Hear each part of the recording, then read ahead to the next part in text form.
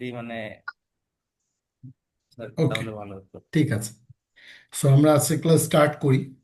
আমির ভাই, গত ক্লাসে আমরা ওই লেভেল এনকোড করতেছিলাম, মনে আছে আপনার? আহ জি, হুম। মনে আছে। আমরা হ্যাঁ। ডেটাটাকে প্রিপেয়ার করেছিলাম। হ্যাঁ। তো তারপর আমরা নিউরাল নেটওয়ার্কটা করিনি আর কি, রাইট। আর মেশিন লার্নিং বা হ্যাঁ, এটা করিনি আমরা অতটা। ট্রেন টেস্ট স্প্লিট করে যে ট্রেন করাটা ওটা আমরা আর করি নাই। লেভেল এনকোড পর্যন্ত আমাদের টাইম আপ হয়ে গেছিল, শেষ করছিলাম। এবং আমার যতটুক মনে পড়ে যে লাস্ট সময় আপনি 11th ক্লাসে আমাকে বলছিলেন যে লেভেল এনকোড তো অটোমেটিক্যালি সে ক্যাটাগরিক্যাল ডেটাগুলোকে ইয়ে করতেছে, ডোমিনাল ডেটাতে কনভার্ট করতেছে, তাই না? মানে ইয়েস কে ওয়ান, নো কে জিরো। তো সেক্ষেত্রে আমি কিভাবে বুঝবো যে আসলে এখানে যে তিনটা ক্যাটাগরি থাকে সে কাকে ওয়ান, কাকে জিরো বা কাকে টু ধরতেছে? এরকম একটা কোশ্চেন অ্যারাইজ হয়েছিল জি লাস্ট জি ডেতে। Is it right? G G. Right. So আমি কি করছি, আমি আপনার ওইটা মাথায় নিছি, নেওয়ার পর আমার কাছে মনে হলো yes, it's the logical. But এই জায়গাটা আপনি যদি মনে করেন যে আমি লেভেল এনকোড করব না, আমি লেভেল এনকোড না করে আমি আজকের ক্লাসটা আমি গত ক্লাসটাকে একটু আবার রিস্টার্ট দিই, রিস্টার্ট সেশন দিই। আমরা ওয়ান আফটার ওয়ান সেলগুলোকে রান করে আমি একটা জায়গা পর্যন্ত যাই। আমি কোডটা কিন্তু পুরোটা আবার লাস্টে করছি। সো আপনারা যদি এই 11th ক্লাসে যান দেখবেন যে লাস্টে আমার আরো কিছু কোড করা আছে, যেগুলো আসলে মূলত এই যে আমি এই 2 লাইনের একটা কোড লিখছি। যেই কোডটা আসলে মূলত আপনি যেই ক্যাটাগরিটাকে চেঞ্জ করতে চান, ধরেন আপনি আরবিসিটাকে নর্মালকে ওয়ান দিতে চান, অ্যাবনর্মালকে জিরো দিতে চান সাপোজ, আপনার বোঝার জন্য, বা যাকে যেইভাবে আপনি চেঞ্জ করতে চান নমিনাল ডেটাতে। এখানে এই যে আরবিসি দুইটা ক্যাটাগরি, পিসি দুইটা ক্যাটাগরি, সো এই ক্যাটাগরিগুলোকে আপনি কনভার্ট করবেন, বাট আপনি লেভেল এনকোড করবেন না। লেভেল এনকোড আমরা যেটা হচ্ছে গত ক্লাসে এই পর্যন্ত থামছিলাম যে আমরা লেভেল এনকোড করছিলাম এই যে কিডনি, এই যে এই জায়গায় আমরা লেভেল এনকোড করছিলাম। এই যে এখানে হচ্ছে আরবিসি 1011 হয়েছিল, বাট কোনটা ওয়ান কোনটা জিরো কোনটা, এইটা আপনার একটা কনফিউশন ছিল। যেটা এই যে আমরা সরাসরি লেভেল এনকোড করে আমরা এই যে লেভেল এনকোডার যে ফাংশন, এই ফাংশনটা কল করে এই এলইটাকে আমরা জাস্ট ফিট করছিলাম আমাদের ডাটা সেটে। সো আমি এটা না করে আমি এখন কি করব, ধরেন যে আমার যে ক্যাটাগরিটা আসছে এরপরে আমি জাস্ট 2 লাইনের একটা কোড লিখব। এটা অলরেডি আমি লাস্টে আবার মানে পুরোটা কোড রান করে আমি নতুন করে নিয়ে এই যে নতুন করে আবার ডাটা সেট একটা KD1 এ নিয়ে আমি নিজের মতন করে আর কি একটু দেখছিলাম যে আপনার কথাটা তো আসলেই ভ্যালিড, ওইটা ওইভাবে করলেও বেটার। সো এই জন্য কোডটা আবার নতুন করে করা। সো আমি একটু প্রথম দিকে একটু রিভিশনে যাই, তাহলে আজকের ক্লাসে ঢোকাটা ইজি হবে। আমরা আহ, যেই কাজগুলো করছিলাম সেটা হচ্ছে যে ফিচার এক্সট্রাকশন করছিলাম, প্রি প্রসেস করছিলাম। আজকে ফার্স্ট সেশনটা আমাদের প্রিভিয়াস ক্লাসের একটু ইয়ে হবে, ডিসকাশন হবে, এবং আমরা machine learning deep learning use করব। দেন আমাদের 12th ক্লাস সেকেন্ড সেশন থেকে স্টার্ট করব। তাইলে আমাদের পড়ার মধ্যে ঢোকাটা হবে, যেহেতু 2 সপ্তাহ একটা আমাদের গ্যাপ ছিল। ওকে, আমরা দেন ডাটা সেটটা এখানে করছিলাম। দেন আমরা হচ্ছে ডাটা সেটটাকে একটু দেখছি। এগুলো আমি পরে করছি, এগুলো প্রয়োজন নাই। এই এখানে হচ্ছে আমরা নিউমেরিক ডাটাগুলোকে কনভার্ট করছিলাম। দেন ডাটা টাইপগুলো দেখছিলাম। ওকে, এখানে একটা ফাংশন বানাইছিলাম যে ফাংশনটা মূলত আমার ক্যাটাগরিক্যাল আর নাম্বার কলামগুলোকে আলাদা করবে। ওকে, দেন আমরা আমাদের যেই ক্যাটাগরিগুলো বাদে যে এক্সট্রা ক্যাটাগরিগুলো আছে, এই স্ল্যাশ ট্যাগ, ক্রনিক ডিজ, এগুলোকে আমরা রিপ্লেস করছিলাম। দেন আমরা ক্যাটাগরিক্যাল কলামগুলোকে একটু লুপ চালাই দেখার চেষ্টা করছি যে আমাদের এবার আরবিসিতে আছে মানে কোনো ভ্যালু নাই এমন সেলও আছে, নর্মাল অ্যাবনর্মাল এটাও আছে। ওকে, আমরা ক্লাসিফিকেশন, কোরিলেশন, ওকে, ড্রপ,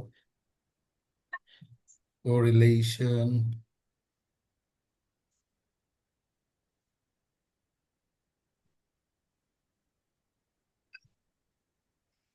ওকে, আমরা কিছু গ্রাফ চার্ট বের করছিলাম, ওগুলো আমরা গত ক্লাসে অ্যানালাইসিস করছি। সো স্ক্যাটার প্লটিং করছিলাম। ওকে, মিসিং হ্যান্ডলিং ভ্যালুস গুলোকে আমরা করছি। Number column, categorical column. ও আচ্ছা, এগুলোকে আবার ইনিউমেরেট লিস্টিং করছিলাম। আচ্ছা, এগুলোকে আবার আনার জন্য আলাদা আলাদা ভাবে আমি নাম্বার কলাম করে প্লটিং করছিলাম। ওকে, দেন আমার নিউমেরিক্যাল ভ্যালুগুলোকে আমরা মিডিয়ান করছিলাম, যেহেতু এখানে মিডিয়ান ভ্যালু ছিল। সো যে জিনিসগুলো আমরা করে ফেলছি এগুলো আমি একটু জাস্ট রিকল করতেছি। ওকে, এই যে মিসিং ভ্যালু হ্যান্ডেল করার জন্য আমরা একটা ফাংশন বানাইছিলাম, তিনটা তিনটা কোড। যেহেতু ক্যাটাগরিক্যাল ডেটাকে আমরা করতে গেলে আমার রিস্যাম্পল করা লাগে, সো আমি এই 3 লাইনের কোড বারবার না করে আমি একটা ফাংশন বানাইছিলাম। এই যে এই ফাংশনটা বানাইছিলাম, যেটা র্যান্ডম স্যাম্পল করবে, ইন্ডেক্সিং করবে। আচ্ছা, এই ফাংশনটা কল করে আমি হচ্ছে সব কয়টা কলামকে, ক্যাটাগরিক্যাল ডেটাকে আমি রিস্যাম্পল করে বসাইছি। তো আমার এখন আর কোনো নাল ভ্যালুস নাই। ওকে, তাহলে আমার ডাটা সেটটা এখন প্রসেস হয়ে গেছে। আমি একটু ডেসক্রিপশন দেখছিলাম, দেন আমি একটু লুপ চালাই দেখছি এবার আমার কোনটার ভিতরে কতগুলো ক্যাটাগরিক্যাল ডাটা আছে, নমিনাল ডাটা আছে। ওকে, এগুলো আমি পরে এক্সট্রা করছি, এটা আমার প্রয়োজন নাই। আচ্ছা, এখন দেখেন আমি আহ, এই দুইটা কাজ আমার হচ্ছে, এটা আমার দরকার নেই, আমি পরে করছি। আচ্ছা, এই যে লেভেল এনকোড, এই লেভেল এনকোডটা আপনি না করে আমি সরাসরি আমার যে ডাটা সেট, তার যেই কলামটার মধ্যে আমার যেই ক্যাটাগরি দুইটা আছে, আমি ক্যাটাগরি দুইটার নাম জানি, একটা হচ্ছে নর্মাল, একটা অ্যাবনর্মাল। সো আমি একদম লাস্টে চলে যাই। এগুলো আমার আবার পরে করা আর কি, আপনার ওই কথাটাকে কিভাবে সলভ করা যায়। সো এইটাকে আপনি একটা ফাংশনে ফেলাই দিয়ে আপনি করতে পারেন।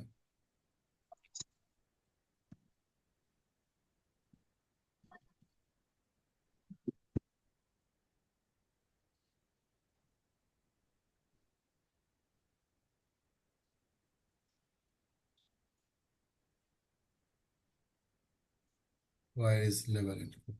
ওকে, হ্যাঁ, এইখানে আমি জাস্ট কি করলাম দেখেন, এখানে আমার যেই ডাটা সেটটাকে আমি নিচ্ছি, এই ডাটা সেটের যেই কলামটাকে আমি নিয়ে কাজ করব, ওই কলামটার মধ্যে আমি হচ্ছে রিপ্লেস করব, নর্মালকে ওয়ানে রিপ্লেস করব কোলন দিয়ে, আবার অ্যাবনর্মালকে জিরোতে রিপ্লেস করব। আপনি যেটা চান আর কি সেটা আপনি করবেন। এবং এটা যদি ডিসপ্লে করতে বলি তাহলে সে কিন্তু আবার এটা ডিসপ্লে করে কিডনিটা দেখাবে যে হ্যাঁ আমারটা ডিসপ্লে হয়েছে। কারণ এই জায়গাটায় যদি আমি কিডনি ডাটা সেটটাকে দেখি, তখন দেখবো যে ওইটার যে আরবিসি কলামটা আছে, ওই আরবিসি কলামটার মধ্যে কিন্তু আমার নর্মাল হয়ে গেছে ওয়ান, অ্যাবনর্মাল হয়ে গেছে জিরো। ঠিক আছে? জি। সো এই যে অ্যাবনর্মাল জিরো, নর্মাল ওয়ান। তো আপনি এইভাবে করে প্রতিটা কলাম, যেহেতু আপনার এখানে ক্যাটাগরিক্যাল কলামের কলাম আছেই হচ্ছে আপনার 13টার মতন, 11টার মতন, 11টা কলামকে আপনি জাস্ট ধরে ধরে আপনার মতন করে চেঞ্জ করে নেবেন। তাইলে তো আপনার জন্য বুঝতে আর প্রবলেম হবে না। ঠিক আছে না আমির ভাই?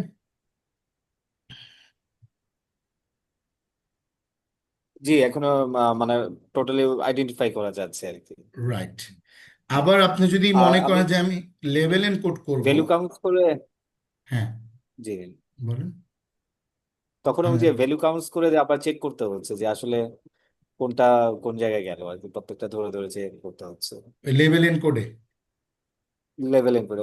পরে আবার মানে হ্যাঁ, প্রতিটা কলামটা আবার ভ্যালু কাউন্টস করে দেখতে হচ্ছে যে হ্যাঁ, আসলে কোনটা গেল আর কি, হ্যাঁ, ওইটা একটু কোনটা দেখতে হচ্ছে আর বোঝার কি, জন্য। বোঝার জন্য আর কি। হ্যাঁ, এখন লেভেল এনকোডে আসলে মূলত যেটা হচ্ছে, আমি যে 2 লাইনের কোড করছি, এই 2 লাইনের কোডটাই আসলে হচ্ছে আমরা অটোমেটেড করা হয় লেভেল এনকোডের এই যে ফাংশনটা, লেভেল এনকোডার, এই ফাংশনের ভিতরে যদি আপনি ঢুকেন, হ্যাঁ, এই লেভেল এনকোডার ফাংশনটাকে যদি আপনি পাইথনের কোডটা দেখেন, দেখবেন ওর ভিতরে কিন্তু এই কাজটাই করছে। ও ক্যাটাগরিক্যাল ডাটাগুলোকে চেক দেয়। এই যে আপনি কোডটা যদি দেখেন, ও কিভাবে কাজ করে খেয়াল করেন একটু। ধরেন আপনি লেভেল এনকোডারের এই যে ডাটা আছে হচ্ছে কি, red, blue, green, red, blue, অসংখ্য ডাটা ক্যাটাগরি আছে। সো এই লেভেল এনকোডার কল করার সাথে সাথে এটা যখন ফিট করে তখন অটোমেটিকলি এটা ওর মধ্যে ফিট হয়ে যায়। আর তাহলে এই ফাংশনটার তো একটা নিজস্ব কোড আছে, তাই না? লেভেল এনকোডার ফাংশনের কোডটা হচ্ছে আমার, এটা সাইকিট লার্নের প্রি প্রসেসিংয়ে গেলে আমি লেভেল এনকোডারের কোডটা পাবো। তো আপনি সাইকিট লার্নে যাবেন, প্রি প্রসেসিংয়ে লেভেল এনকোডারের কোড দিয়ে যদি আপনি সার্চ দেন, আপনি পেয়ে যাবেন।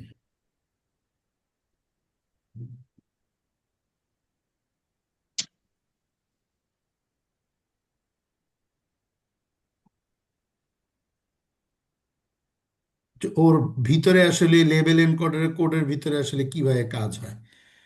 এই label encoder can be use to normalised labels, মানে ওই লেবেলসগুলোকে নর্মালাইজ করা, নমিনালে কনভার্ট করা। সুতরাং আপনি হচ্ছে যে ওই কোডের ট্রান্সফরমেশনটা, অথবা আপনি যদি একটু লেবেল এনকোডারের কোডটাকে আমরা ফিট ফিট ট্রান্সফর্ম নাম যদি লেবেল এনকোডারের কোডটা, কোডটা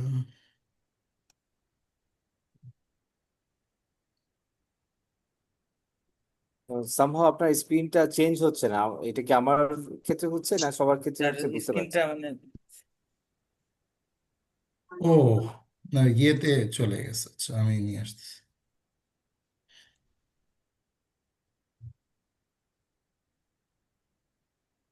অন্য একটা ট্যাবে চলে গেছে।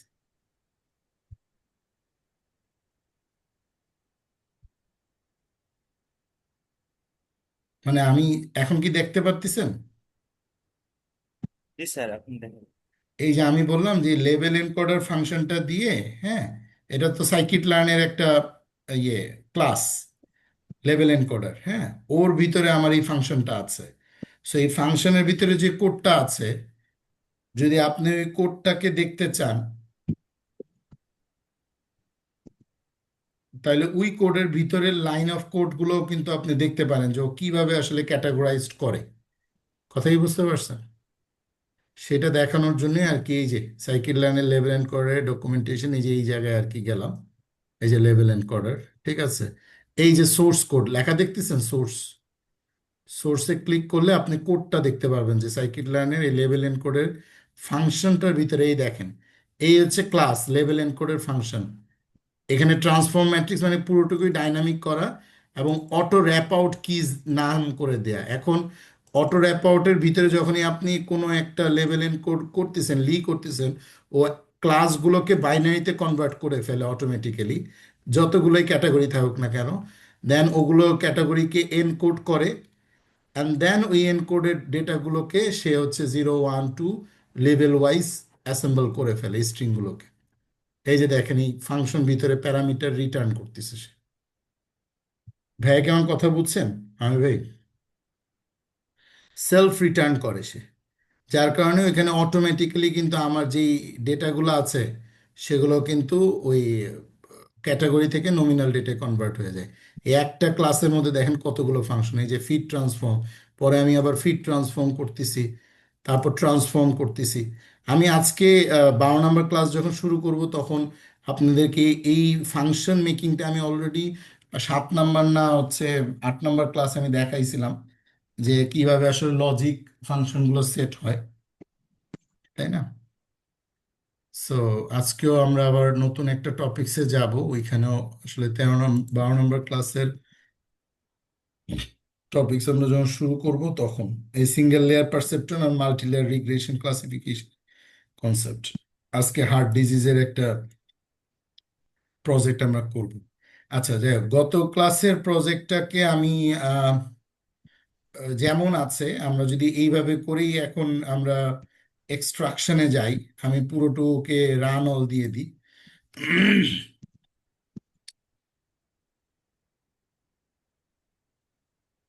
আমরা এখন আমাদের যেই ডাটা সেটটাকে আমরা প্রি প্রসেস করছি, সেই ডাটা সেটটাকে আসলে মূলত আমরা এখন চেক দিব। Where is issue? No issue, no issue.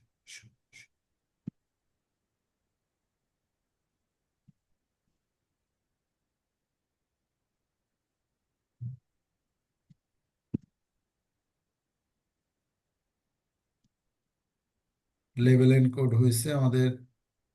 আমাদের কিডনি এই ডাটা সেটটা রেডি, এই ডাটা সেটটা ট্রেন করার জন্য রেডি। এই ক্লাসিফিকেশন আছে, বাকি আমাদের 23টা ফিচারও রেডি আছে, আমরা এখন এটাকে ট্রেন করব।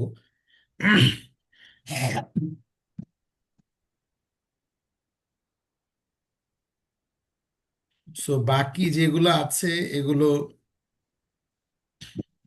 রান করতে চাইলে রান হবে, মানে এগুলো আমি পরে একটু কোড করছিলাম, বাট ওই KD1 দিয়ে করে কোডটাকে রান করছিলাম, বাট এগুলো আপনি ডিলিট করে দিতে পারেন আপনার প্র্যাকটিসের সময়, ডোন্ট ওয়ারি।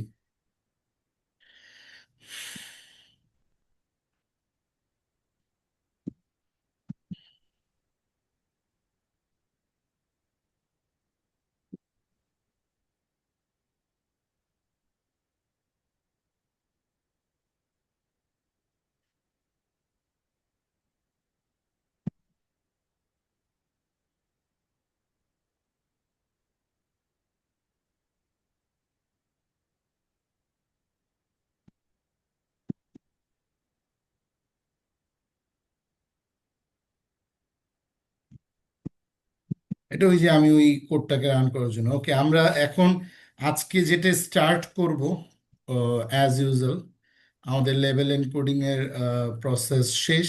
আমরা এখন আসলে স্টার্ট করার যে প্ল্যান সেটা হচ্ছে হলো আমরা ফিচার সিলেকশনটা আজকে একটু শিখবো। এই ফার্স্ট ইয়েতে ফিচার সিলেকশন আসলে অনেকভাবে আমরা ফিচার সিলেক্ট করতে পারি। একটা হচ্ছে আমি আহ, যেইভাবে দেখছি, যেটা হচ্ছে হলো ম্যানুয়াল পদ্ধতিতে আমি কোরিলেশন দেখে দেখছি যে কোন কোন কলামগুলো আমার জন্য ইম্পর্টেন্ট, আমার ক্লাসিফিকেশনের জন্য। তা আমি কিন্তু ওই জিনিসটাকে ইজিলি হ্যান্ডেল করতে পারি। আমি কিডনিটাকে নিয়ে আসি।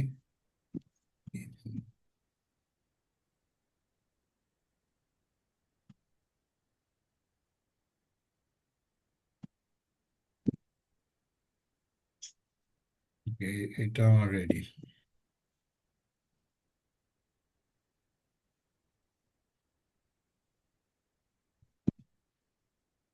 আচ্ছা, আরেকটা ইউজিং হচ্ছে যে আমি সিলেক্ট কে বেস্ট একটা আমার ফিচার সিলেকশন মেথড আছে, যেটা হচ্ছে আমার ক্লাসিফায়ার। আরেকটা হচ্ছে কাই স্কোয়ার, এটা স্ট্যাটিস্টিক্যাল ক্লাসিফায়ার। এর ভিতরে কিন্তু আমার এই ফাংশনটা কাজ করে। তো যারা আমরা ফিচার সিলেকশন নিয়ে মেথড তৈরি করতে চাই বা রিসার্চ করতে চাই, তাদের জন্য ইউনিভেরিয়েট আরেকটা ফিচার সিলেকশন অ্যাপ্রোচ আছে, কাই স্কোয়ার আছে, সিলেক্ট কে বেস্ট আছে, এরকম অসংখ্য ফিচার সিলেকশন অ্যাপ্রোচ আছে। আসলে অ্যাকচুয়ালি যখন আমি ফিচার সিলেক্ট করি, তখন আমি কিন্তু দেখি যে আমার সবচেয়েতে ডিপেন্ডেন্সি আছে এরকম কলাম কোনগুলো, সেগুলোকেই কিন্তু আমি আমার সিলেকশনে নেই, যেগুলো হচ্ছে হাইলি কোরিলেট। এটাই মেইন উদ্দেশ্য।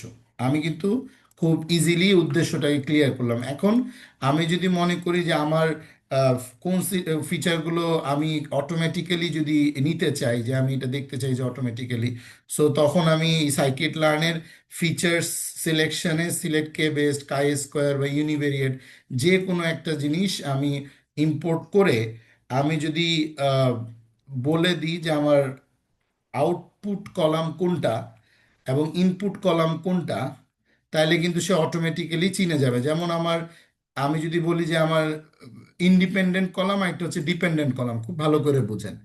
আমার এই যে ডাটা সেটটা, এখানে এই যে ব্লাড প্রেশার, সুগার বা অ্যালবুমিন যাই আছে আমার কলামগুলো, এই কলামগুলোর কারণেই কিন্তু আমার ডিসিশন আসতেছে যে আমার ক্রনিক ডিজিজ আছে বা ক্রনিক ডিজিজ নাই। যেটা আমরা বলতেছি কি সিকিডি বা নট সিকিডি। এই যে সিকিডি ক্রনিক ডিজিজ বা নট সিকিডি, এইটাকে যে সে আইডেন্টিফাই করতেছে, তার মানে এটা হচ্ছে ডিপেন্ডেন্ট কলাম। ক্লিয়ার? আর যেগুলো হচ্ছে আমার সেটা হচ্ছে কি, ওগুলো আমার ইন্ডিপেন্ডেন্ট কলাম। এখন ইন্ডিপেন্ডেন্ট কলাম কোনগুলোর কারণে সবচেয়েতে বেশি আমার এটা মানে চেঞ্জ হয়, আমার ক্লাসিফিকেশন খুব বেশি ইম্প্যাক্ট পড়ে, 60% না 70% না 80%, 90% ইম্প্যাক্ট আছে এটার উপরে কোরিলেট করে। এটা কিন্তু আমরা উপরে কোরিলেশন গত 5-6টা ক্লাসে কিন্তু আমরা বুঝে ফেলছি। এখন আমি যদি এই ইন্ডিপেন্ডেন্ট কলামগুলোকে, আমি কিডনির কলামসগুলোকে ক্লাসিফিকেশন বাদে বাকিগুলোকে ইন্ডিপেন্ডেন্ট কলামে আর ক্লাসিফিকেশনটাকে যদি ডিপেন্ডেন্ট কলামে নিয়ে আসি, তাহলে কিন্তু খুব ইজিলি আমি এক্স এবং ওয়াইকে সাজেস্ট করতে পারবো। খুব ভালো করে খেয়াল করেন, এক্স এবং ওয়াই কোনটা। আমরা সারা জীবন যেটা করলাম, আমরা লাস্ট 4টা ক্লাসে, এক্স হচ্ছে আমার ইনপুট, ওয়াই হচ্ছে আমার আউটপুট, যেটাকে আমি ক্লাসিফিকেট করতে চাচ্ছি। সো আমি কিন্তু খুব ইজিলি আমি আলাদা করে ফেলছি। এখন আপনি যদি এইটা যেহেতু ইন্ডিপেন্ডেন্ট কলাম, আপনি এখন এইটা কিন্তু আলাদা একটা ডাটা সেট হয়ে গেছে যেখানে ক্লাসিফিকেশন নাই। আমি ওই যে not classification, if classification, not classification দিয়ে কিন্তু একটা লুপ চালাইছি, ফর লুপ। খেয়াল করেন যে এই কলামে নিয়ে আসছি একটা একটা করে কলাম, যেটা হচ্ছে এই কিডনি কলামের মধ্যে ক্লাসিফিকেশন না, সেইটা বাদে প্রত্যেকটা কলামকে ধরে ধরে আমি কলামে এনে ইন্ডিপেন্ডেন্ট কলামে নিয়ে আসছি। তাহলে এখানে কিন্তু অলমোস্ট আমার সব কয়টা কলাম চলে আসছে। আর ডিপেন্ডেন্টে শুধু ক্লাসিফিকেশন। এখন আমি এক্স এবং ওয়াইকে আলাদা করে ফেলছি, যে এটা আমার কলাম, এটা আমার কলাম না। ওকে, এখন যদি আমি এক্স কে দেখি এবং আমি যদি ওয়াই কে দেখি, আপনি দেখবেন সিম্পল, সে কিন্তু পুরো টেবিলটাকে নিয়ে আসবে। আপনি এই যে ক্লাসিফিকেশন বাদে কিন্তু সে পুরো ডাটা সেটটাকে নিয়ে আসছে, তার মানে আমার ইনপুট রেডি। ক্লিয়ার? আবার যদি আমি ওয়াইটা দেখি, তাহলে আমার কিন্তু লেভেলটা রেডি। ওয়াই ইকুয়ালস টু ছোট হাতের দুইটাই আ- দিয়ে রাখি। উম, আমি আমি একটু আমরা হ্যাঁ, ওই যে এর আগে একবার শিখেছিলাম আরএফ স্কিল লার্নে হ্যাঁ, হ্যাঁ, রিকার্সিভ ফিচার রিকগনিশন। সিলেকশন, হ্যাঁ, সেম। তো ওইখানেও তো আমরা কিছু ফিচার সিলেকশনের মানে করতে পারি আরএফ দিয়ে। এক্স্যাক্টলি। আজকে আমি আরো দুইটা নতুন শিখাচ্ছি এই আর কি। ইউনিভেরিয়েট আরেকটা আছে, আরএফই বাদে আজকে সিলেক্ট কেভেস দেখাচ্ছি, কাই স্কোয়ার, আরেকটা আছে ইউনিভেরিয়েট। সব এক, আচ্ছা। Feature selection approach. আপনার যেটা মন চায়, যখন যেটা মন চায় আপনি ইউজ করতে পারেন। এবং ফিচার সিলেকশনের ডাটা সেট যদি অনেক বড় হয়, বিগ ডাটা সেট, তখন আমরা আসলে এই যে কোনো একটা ফিচার সিলেকশন মেথড ইউজ করি, বা অনেক সময় এনস্যাম্বল ফিচার সিলেকশনও করি। 2-3টা মিলায় আমরা ফিচার সিলেকশন করি। এটা যদি অনেক বড় ডাটা সেট হয় যে আমার দেখাটা কষ্ট হচ্ছে তখন। আর এছাড়া বেটার ওয়ে হচ্ছে ম্যানুয়ালি করা, যদি ছোট ডাটা সেট হয়, চোখে চোখে কোরিলেশন চেক করা আর কি। ওকে, তাহলে আমি এক্স এবং ওয়াইকে আলাদা করে ফেলছি। রাইট? আমার 400টা রো অলরেডি, এটা কি কি ডাটা সেট আছে আমি দেখছি। এখন আমি ইম্পর্টেন্ট ফিচার্স ইকুয়ালস টু, আমি সিলেক্ট কে বেস্ট নিলাম, আগে যেরকম আরএফই নিছিলাম, ইউনিভেরিয়েট নিছিলাম, এখানে ফাংশন ইউজ করতেছি কাই স্কোয়ার, CHI2। আমি সিলেক্ট কে বেসটা আপনারা ইউজ করতে পারেন। কাই স্কোয়ারের ফর্মুলাটা আমি এখানে দিছি, ও কিভাবে আসলে ম্যাক্সিমাম কোরিলেট কলামগুলোকেও ফাইন্ড আউট করবে, এইটার হচ্ছে ফাংশন হচ্ছে এটা। এইভাবে সে কোরিলেশনের উপর বেস করে সে কিন্তু 20টাকে আলাদা করে ফেলবে, এই ডিপেন্ডেন্ট কলামে 23টার মধ্যে 20টা। এখন আপনি যদি বলেন যে না আমি নিব হচ্ছে 15টা, এটা ডিপেন্ড করবে আপনার উপরে যে আপনি কোন, মানে হাইলি কোরিলেট 15টাকে সে আলাদা করে ফেলবে ইম্পর্টেন্ট ফিচার্সগুলোকে। ঠিক আছে? এখন ইম্পর্টেন্ট ফিচার্স আমি 15টা নিব based on chi square function দিয়ে, সিলেক্ট কে বেস্ট আমার ফাংশনের মডিউল। সো আমার ফর্মুলা হচ্ছে chi square select K best, একদম আমি ক্রস ভ্যালিডেশনের বেস্ট 15টাকে নিয়ে ইম্পর্টেন্ট ফিচার্সটাকে এখন আমি ফিট করব। আমি যদি ইম্পর্টেন্ট ফিচার্সটাকে ফিট করি, কি দিয়ে ফিট করব? অবশ্যই আমার ইনপুট এবং আউটপুট দিয়ে আমি ফিট করব। তাহলে ইনপুট কলামগুলো হচ্ছে কি এক্স, আর আউটপুট কলামগুলো ওয়াই, এটা দিয়ে আমি ফিট করতেছি ইম্পর্টেন্ট ফিচার্স। তাহলে আমি ইম্পর্টেন্ট ফিচার্স পেয়ে যাব, মেইন ইম্পর্টেন্ট ফিচার্স। সো আমি ফাংশনটাকে আলাদা করে আমি যদি ইম্পর্টেন্ট ফিচার্স দিই, এখন এই ইম্পর্টেন্ট ফিচার্স কিন্তু আমার একটা আলাদা টেবিল তৈরি হয়ে গেছে, যে আমি এখন ইম্পর্টেন্ট ফিচার্স দিলেই দেখতে পাবো যে আমার কোরিলেশন, হাইয়েস্ট কোরিলেশন ভ্যালুসগুলো কোনগুলো, বা আমার ওর ইয়েটা কি আসতেছে। সো আমি যদি এখানে স্কোরিংটা দেখি, এই যে সিলেক্ট কে বেস্ট, আমি 15টা বেস্ট নিচ্ছি।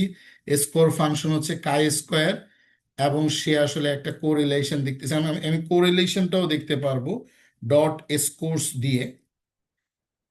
ঠিক আছে, আমি যদি ডট স্কোরস দেই তাহলে আমি ম্যাক্সিমাম কোরিলেশন গুলোকে এখানে সে শো করবে, স্কোরস গুলোকে। এই যে আমি দেখতে পাচ্ছি 8, 5, এইভাবে মোট 15টা কোরিলেশন। একদম লাস্ট কোরিলেশন যেটা, সেটাও প্রায় 3.6। 10 হলে তো ম্যাক্সিমাম করে, 1 হয়ে গেলে ম্যাক্সিমাম কোরিলেশন সে এখানে দেখাচ্ছে 80%। 8.1 মানে আপনি 80% ধরেন, 50%, 20% এভাবে।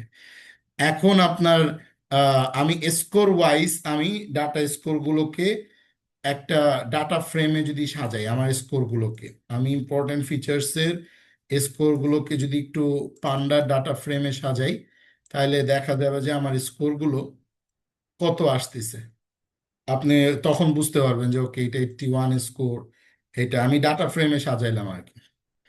এই যে এখানে আমার যেই আহ, ইয়েগুলো আছে, পুরো ডাটা স্কোয়ারের ফ্রেমিং গুলো আছে। সো এই ফ্রেমিং গুলো হচ্ছে 81%। অনেকগুলো স্কোর শো করতেছে সে, যে কত পার্সেন্ট আমি নিতে পারি। এখন আমি যদি কলামগুলো দেখি, এক্স কলামস এবং ওয়ান কলামস, এই ডাটা ফ্রেমে আমি একটু সাজাবো, তাহলে আমি বুঝে যাব যে আমার স্কোর কোনটা কিরকম অবস্থায় আছে। তো এক্স এর কলামগুলো আমার কি কি কলাম আছে, বিপি, এস জি, এল, সুগার, এইভাবে আমার মোট কলাম আছে হচ্ছে আমার 23টা। ঠিক আছে, আমি যদি এক্সটাকে, আমি যেহেতু আমার ইনপুট এই যে 23টা কলাম, ক্লিয়ার। এখন এই কলামগুলোর আমার স্কোরিংটাই কিন্তু আমার উপরে দেয়া, যে আমার এই 23টা, এই যে 0 থেকে আপনার 22 পর্যন্ত সব কয়টা স্কোর সে কিন্তু ফাইন্ড আউট করছে। এখন আপনি বুঝতে পারতেছেন যে হায়েস্ট আমার কোন স্কোরগুলো আসলে ম্যাক্সিমাম আমি স্কোরিং এ কাভার করতেছে। সো আরএফইতে আপনি যেভাবে ফিচার সিলেকশন করছেন, আপনি এখানেও সেম ভাবে আপনি করতেছেন। এবং আপনি এই ডাটা ফ্রেমগুলোকে যদি, কলামগুলোকে একটু সাজান ডাটা ফ্রেমে, তখন এই কলামগুলোকে আপনি একটু লিস্ট আকারে ডাটা ফ্রেমে সাজাতে পারবেন। এই যে আমি একটু ডাটা ফ্রেম এখানে একটা কলাম প্রবলেম দেখা যাচ্ছে। কি। প্রবলেমটা, সরি একটু ইন্টারাপ্ট করছে, প্রবলেমটা হচ্ছে যে ডেটাগুলোর ভ্যালুগুলা বেশি আছে, সেইগুলোর ইম্পর্টেন্ট ফিচারে কে মানে কাই স্কোয়ারের ভ্যালুটা বেশি দেখাচ্ছে। হ্যাঁ। যেমন আমি দেখি যদি একটু ডেটা ফ্রেমে হুম। যে যেটা 6,000 ভ্যালু, হুম। 6,000 বা 1,000 এর ভ্যালু, সেইটাতে এটা ওয়েটেজটা বেশি আসছে। হুম। মানে যেটা নর্মালাইজেশন না করাতে বোধহয় এটা হচ্ছে। আবার একটু বলেন তো কোন জায়গায়। আমি যদি একটু ডেটাটাকে ডেটাতে যাই, ওকে, আমি মানে কিডনিটা ফুল ওপেন করি। কিডনি হুম। কিডনি ওপেন করি। হ্যাঁ, বল। হ্যাঁ, রাইট, মানে কিডনিটাতে, যেটা একটু বড় হচ্ছে। ঠিক, রাইট, হ্যাঁ, বড় ওইটা ভ্যালুটাতে। নর্মালাইজড এর কারণে, কারণ ওই যে আমি 0 থেকে 1 এর মধ্যে আনি নাই, যে যার কারণে সেটা দেখাচ্ছে। বাট এটা একটা ইন্টারেস্টিং ব্যাপার যে আমার কাই স্কোয়ার বা আরএফই, আপনি যদি নর্মালাইজ 0 থেকে 1 এর মধ্যে প্রত্যেকটাকে এনে আপনি যদি কাই স্কোয়ার করেন বা আরএফই করেন, তারপরেও কিন্তু সেই ইম্পর্টেন্ট ফিচার্স গুলোকে সে সিলেক্ট করতে পারবে। মানে অলমোস্ট 90% কিন্তু দেখবেন আপনি অ্যাপ্রোপ্রিয়েট সিলেকশন হচ্ছে, এটা ইস্যু হয় না। আচ্ছা। জি। সো আমি যদি এই যে এবার আপনি, আমি একটা ফিচার্স অ্যান্ড স্কোর দিয়ে আমি একটা যদি র্যাঙ্কের মতন করতে চাই, তখন দেখা যাবে যে আপনি লার্জেস্ট র্যাঙ্কগুলো আপনি এখনই বুঝে যাবেন। আমি আপনাকে দেখাই, এই যে ফিচার্স র্যাঙ্ক ডট কলাম, আমি এখানে যে ফিচার্স র্যাঙ্কগুলো সাজাইলাম আর কি, ওর 23টা ফিচারকে আমি সাজাইছি 0 থেকে 22 পর্যন্ত, 23টাকে। এখন যেগুলো অনেক হাই, সেগুলো অনেক হাই আপনি দেখতে পাচ্ছেন। এখন আমি যে ফিচার র্যাঙ্ক কলামগুলোকে আমি স্কোরিংটা করি, তো দেখা যাচ্ছে ফিচার্স অ্যান্ড স্কোর, আমি এইবার ফিচার র্যাঙ্ক কলামটাকে যদি আমি দেখতে চাই যে আমার এখানে লার্জেস্ট স্কোর কোনগুলো, তো আপনি এবার ফিচার র্যাঙ্কটাকে দেখেন, দেখবেন যে আমি শুধু ফিচার র্যাঙ্কটাকে যেহেতু সাজায় ফেলছি, এই যে ও কিন্তু এবার আপনার ফিচার্সের নাম আর স্কোরটা বসাই দিছে। তার মানে আমি কিন্তু স্কোর পেয়ে গেছি ওই কাই স্কোয়ারের কারণে, সে কিন্তু আমাকে স্কোর আগেই বের করে দিছে। শুধু আমি এটাকে একটু কলাম আকারে সাজাই একটু নিজে বোঝার জন্য। এখন আপনি এটা অলরেডি ধরে ফেলছেন যে আমার নর্মালাইজ না করার কারণে আমার এগুলো একটু হাই দেখাচ্ছে, বাট কাই স্কোয়ার করার কারণে আমি র্যাঙ্কটাকে যখন আহ, মানে নাম্বার অফ লার্জেস্ট স্কোরিং দিয়ে সার্চ করব ফিচার র্যাঙ্কে, ও তখন লার্জেস্ট স্কোরিং গুলো আমাকে দেখাবে। আমি যদি লার্জেস্ট স্কোরিং দেখি, ওই যে ও 10টা বললে ও 10টা দেখা, ওই যে বড়গুলাই কিন্তু ও নিয়ে আসছে, যে একদম বড়গুলো। এখন আপনি যদি মনে করেন যে আমি নর্মালাইজড করে দেন আমি এই স্কোরিংটা করব, দেন আপনি এটা করতে পারেন, কোনো প্রবলেম নাই, কারণ ভ্যালু তো আপনার চোখের সামনে আছে। এটা যে একটা অ্যাপ্রোচ, এটা আমি একটু দেখানো। এখন আমি এখানে সিলেক্টেড ফিচার্স গুলো আমি পেয়ে গেলাম। এখন আমি যদি এই সিলেক্টেড ফিচার্স গুলোর উপরে কাজ করি, এই সিলেক্টেড ফিচার্স গুলো আমার এখানে 10টার মতন ফিচার আমি সিলেক্ট করলাম, যে এই ফিচারগুলোই আমি দিয়ে আমি অ্যাকচুয়ালি কিডনি ডিজিজকে ফাইন্ড আউট করব। এখন আমি যখন পরবর্তীতে টেস্টিং ডাটা সেট দিব, তখন কিন্তু আমার এই ভ্যালুগুলো দিয়েই কিন্তু আমি টেস্টিং ডাটা সেট দিব। এখন আমি যখন এইবার ইনপুটটা প্রথমে তো পুরো এক্স ছিল, এখন আমি এক্স নিউ নামে একটা ভেরিয়েবলের মধ্যে কিডনির শুধু সিলেক্টেড কলামগুলো যেগুলো আমি অলরেডি ফিচার সিলেকশন করলাম, এখন এই সিলেকশনটা আমি আরএফই দিয়ে করব, না ম্যানুয়ালি করব, নাকি আমি এটা ওই নর্মালাইজড 0 থেকে 1-এর মধ্যে এনে দেন আমি ফিচার সিলেকশন করব, এটা একদমই আপনার ব্যাপার। আপনি যেভাবে বেটার মনে করেন আপনি করেন, কোনো প্রবলেম নেই। সো আমরা এখন একটা ট্রেনিং এর জন্য আমরা একটা ডাটা সেট পেয়ে গেলাম, আমরা এটা দিয়েই ট্রেন করব। এই কলামে যতগুলো ডাটা আছে, এই যে 400টা ডেটা আছে, আমি 10টা কলামকে টপ মোস্ট 10টাকে আমি নিলাম, এবং আমি এখন সরাসরি ট্রেন টেস্ট স্প্লিটে চলে যাব। এর পরের গল্পগুলো তো একদমই সেম অ্যাজ ইট ইজ। আমরা যেভাবে লাইব্রেরি ইনস্টল দেই, আমাদের যদি সেশন অফও হয়ে যায় কোনো প্রবলেম নাই, আমি এখানে লাইব্রেরি ইনস্টল দিয়ে কোডগুলো রান করাইতে থাকবো। আপনারা এটা আমি অলরেডি শেয়ার করে রাখতেছি, আপনারা এটা দেখেন। কারণ আমি এখন যে কোডগুলো রান করাবো সেকেন্ড প্রজেক্টে সেম কোডই আমরা এক্সপ্লেইন করব। সুতরাং যত বেশি দেখা যাবে কোডগুলো, তত বেশি ইনার এক্সপিরিয়েন্সটা এনহান্স হবে।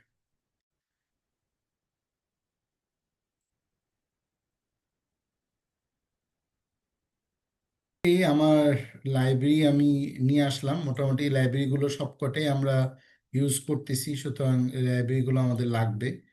আমরা কেরাসের কিছু ক্যাটাগরিক্যাল ডেটা, যদি কোনো কিছু মিস থাকে টেনসার ফ্লো, আমরা এটা একটু ইনস্টল করে নেই।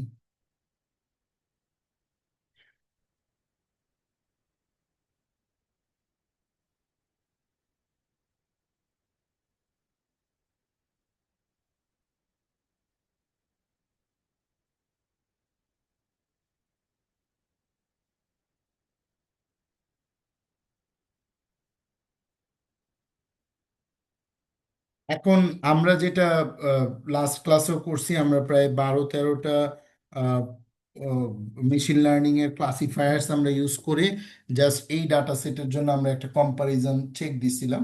সো সেম ভাবে আমরা ওই অল মেশিন লার্নিং দিয়ে আমরা চেক দিতে পারি।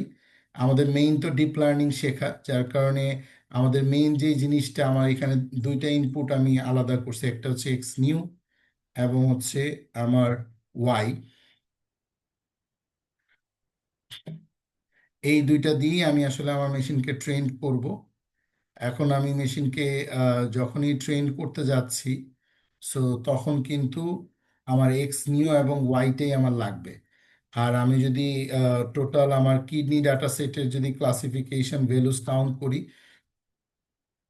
আমার 0 আছে 250, 1 আছে 150, সুতরাং এইটা আমার যে আমরা যে রিস্যাম্পল করছিলাম আমাদের আগের একটা প্রজেক্টে, যে অনেক ডিস্টেন্স ছিল, যার কারণে আমরা ওইটাকে অগমেন্টেড করছিলাম।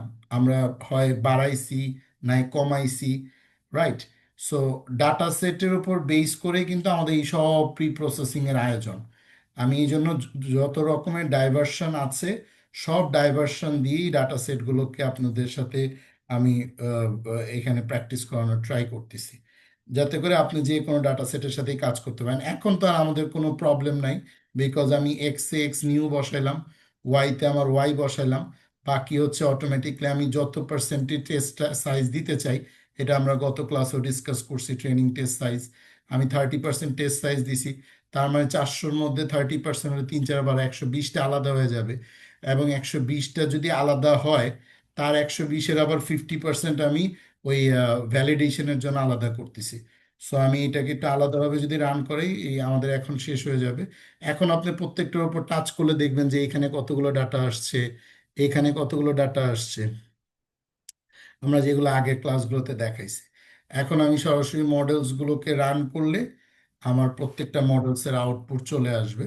এবং আলটিমেটলি আমার যে আউটপুটই আসতেছে, আমার যেটা ফাইন্ড আউট করার মেইন টার্গেট সেটা হচ্ছে যে কোন মডেলটা আমাদের ভালো কাজ করতেছে। সো আমরা এরপরে ডিপ লার্নিংটা, আজকে ডিপ লার্নিং এ একটু কাস্টমে যাব একটু পরে 12th ক্লাসে। সুতরাং সবাই একটু প্রিপেয়ার হন 12th ক্লাসের জন্য। Thank you.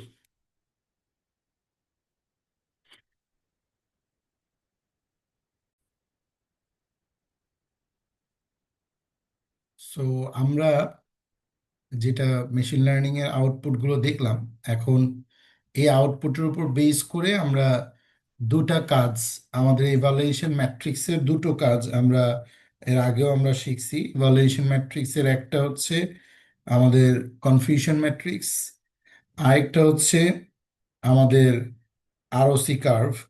এই দুটোটাই আসলে আমাদের বের হয় হচ্ছে মূলত আমাদের টেস্টিং ডাটা সেটের উপরে। এখন আমরা যেহেতু এখানে টেস্ট করার জন্য 120টা ডাটাকে আমরা আলাদা করছি, আমাদের এখানে টোটাল 400টা ডেটা ছিল, তার মধ্যে এই যে এক্স টেস্টের জন্য আমার আলাদা হয়েছে 60টা ডেটা। কারণ ওই এক্স টেম্পোরারি আমি মোট 120টা ডেটা নিছি, ওই 120টাকে আমি ভ্যালিডেশনের জন্য 60টা রাখছি, আর টেস্টের জন্য 60টা রাখছি। এখন যেহেতু আমাদের এখানে 10টা একদম ভেরি সিলেক্টেড ফিচার দিয়ে আমরা মডেলকে ট্রেন্ড করছি, এই যার কারণে দেখা যাবে যে আমাদের অ্যাকুরেসি লেভেলটা অলমোস্ট অনেক ভালো আসবে। কনফিউশন ম্যাট্রিক্সে আমাদের ফলস পজিটিভ বা ফলস নেগেটিভ যে জিনিসটা নিয়ে আমরা বেশি টেনশনে থাকি, এই যে ফলস পজিটিভ বা ফলস নেগেটিভ এই দুইটা, মানে টাইপ 1 অ্যান্ড টাইপ 2 ইরর, এইটা কিন্তু অলমোস্ট জিরো হয়ে যাবে। এবং আমরা যখন এই কার্ভটা দেখব, আমাদের এই অপারেটিং কার্ভটা, যেটাকে আমরা বলি এরিয়া আন্ডার কাভার, যে কতটুকু ট্রু পজিটিভ এবং ফলস পজিটিভের যে রেশিওটা, এই রেশিওটা আমরা দেখব কি একদম ওয়ানের কাছাকাছি। তার মানে আমার জিরোর কাছাকাছি হলে মানে খুবই খারাপ, ওয়ানের কাছাকাছি হওয়া মানে খুবই ভালো। সো এই দুইটা কার্ভ আমরা বের করব, কিন্তু কার জন্য বের করব, এটা হচ্ছে আমাকে ফার্স্ট সিলেকশন। আমি যখনই দেখতেছি যে আমার logistic, SVM, linear, KNN, naive Bayes, perceptron, stochastics, প্রত্যেকটা ক্লাসিফায়ারের আমি দেখলাম যে আমার model accuracy 98, almost 1 1 1 1, decision tree 1, সবারই ভালো। এবং প্রত্যেকটা এগুলো প্রত্যেকটা মডেলই আমার এই ডাটা সেটের জন্য ভালো দিচ্ছে। এবং আমি মিন স্কোয়ারেরও আমি দেখতে পাচ্ছি এই যে লজিস্টিক রিগ্রেশন, দেন ডিসিশন ট্রি, এগুলো মিন স্কোয়ার একদম জিরো। সো আমার একদম ডাটা সেট যেহেতু অনেক ছোট, যার কারণে সে কিন্তু 100% থ্রো করছে, যেহেতু আমি আবার এর উপরে আবার আমি ফিচার সিলেকশন করছি, যার কারণে আমার মডেল খুব পারফেক্টলি ট্রু পজিটিভলি সে চেক দিচ্ছে।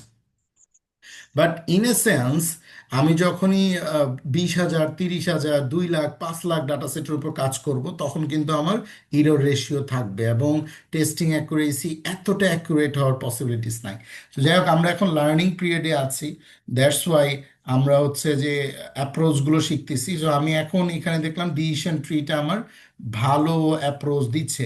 তাহলে এখন আমি যদি শুধু ডিসিশন ট্রির জন্যই আমার মডেলকে ট্রেন করি, আমার অলরেডি তো মডেল আমি ট্রেন টেস্ট স্প্লিট নিয়ে নিছি, শুধু এখন আমি মডেলটা সিলেক্ট দিব হচ্ছে সাপোজ শুধু ডিসিশন ট্রি, এবং সেইটার আমি accuracy level, mean square, error, এগুলোকে আমি চেক দিব। তাহলে আমি জাস্ট এইখানের যেই আমি কাজটা যেটা করছি এই পুরোটুকুকে আমি সিলেক্ট করি,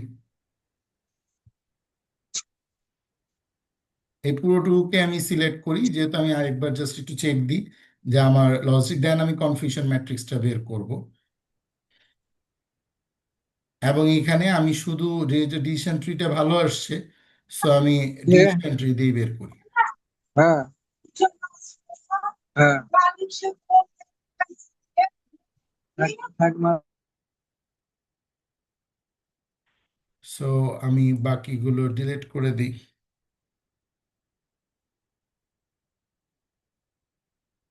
আমার এখন মডেলস বলতে একটাই মডেল, সেটা হচ্ছে ডিসিশন ট্রি।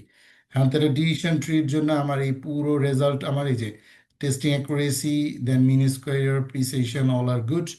এখন আমি যদি আমার, যেটা আমরা কনফিউশন ম্যাট্রিক্সের ক্ষেত্রে করি, কনফিউশন ম্যাট্রিক্সে আমরা ওইটার রেজাল্টটুকু বের করি। সো এইটা যেহেতু আমার মডেলটা ফিক্সড করে ফেললাম, তাহলে আমি এই মডেলটাকে আমার মডেল পাথে রেখে দিই। যেহেতু আমার এই মডেলটা হচ্ছে আমার সেফ মডেলটার নাম কি আমি দিলাম হচ্ছে আমার যে মডেলটা ফিট হয়েছে, এই যে মডেল হচ্ছে এই মডেলটাকে আমি এবার আমার গুগল ড্রাইভে সেভ করে, আমরা গতবার যেটা করছিলাম সেটা হচ্ছে যে আমরা মডেল পাথ একটা বলে দিছি।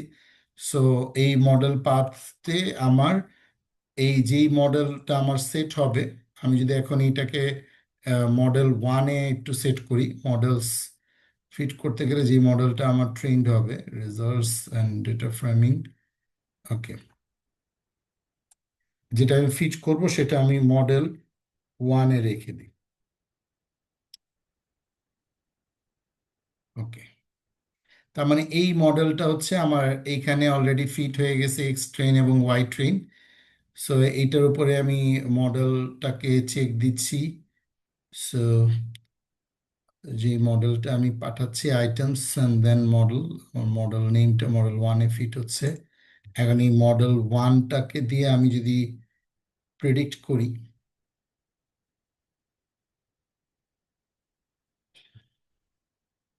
আচ্ছা এখানে আমার পাথটাকে আমরা আগে সিলেক্ট করে দিতে হবে।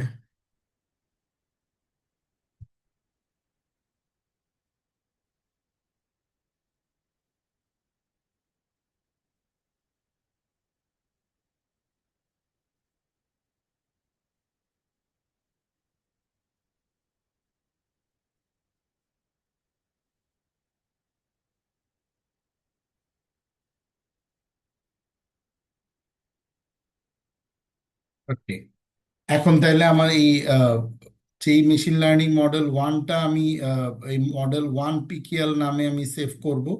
মডেল পাথে আমি ডাম্প করব হচ্ছে মডেল ওয়ানটা, আর হচ্ছে আমার ফাইলটা, ঠিক আছে? তাহলে আমার মডেল পাথটা সেভ হয়ে যাবে। ওকে, তাহলে আমার মডেল ওয়ানটা সেভ হয়ে গেল। এখন আমি 11th ক্লাসে গিয়ে যদি একটু সার্চ করে দেখবো যে আমার মডেল ওয়ানটা, এই যে এমএল মডেল ওয়ান ডট পিকিএল, আমার এইটাই হচ্ছে আমার ট্রেন্ড মডেল।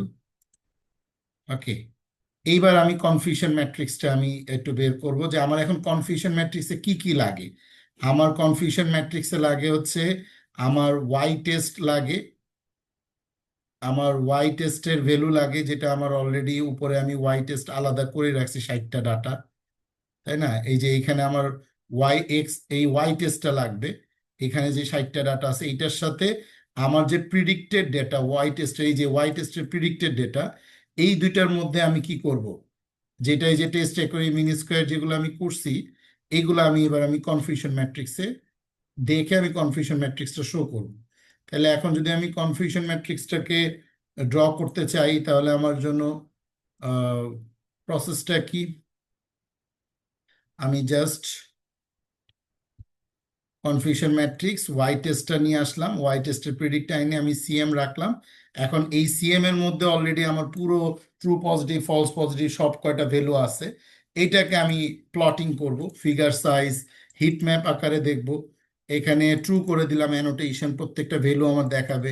একটু কালার আমি দিয়ে দিতে পারি, এখানে যেভাবে যেটা আছে আপনি সেভাবে দিয়ে, এই যে ওয়াই লেভেলসে আমি দিলাম অ্যাকচুয়াল ভ্যালু, এক্স লেভেলসে হচ্ছে আমার প্রিডিক্টেড ভ্যালু দিয়ে আমি যদি প্লটিং শোটা করি, দেখা যাবে যে হ্যাঁ আমার 60টার মধ্যে আমার ট্রু পজিটিভ, আমার এই 36 এবং 24 যোগ করলে কিন্তু আমার 60টা ভ্যালুই হয়, যেখানে আমার ক্রনিক ডিজিজ নাই।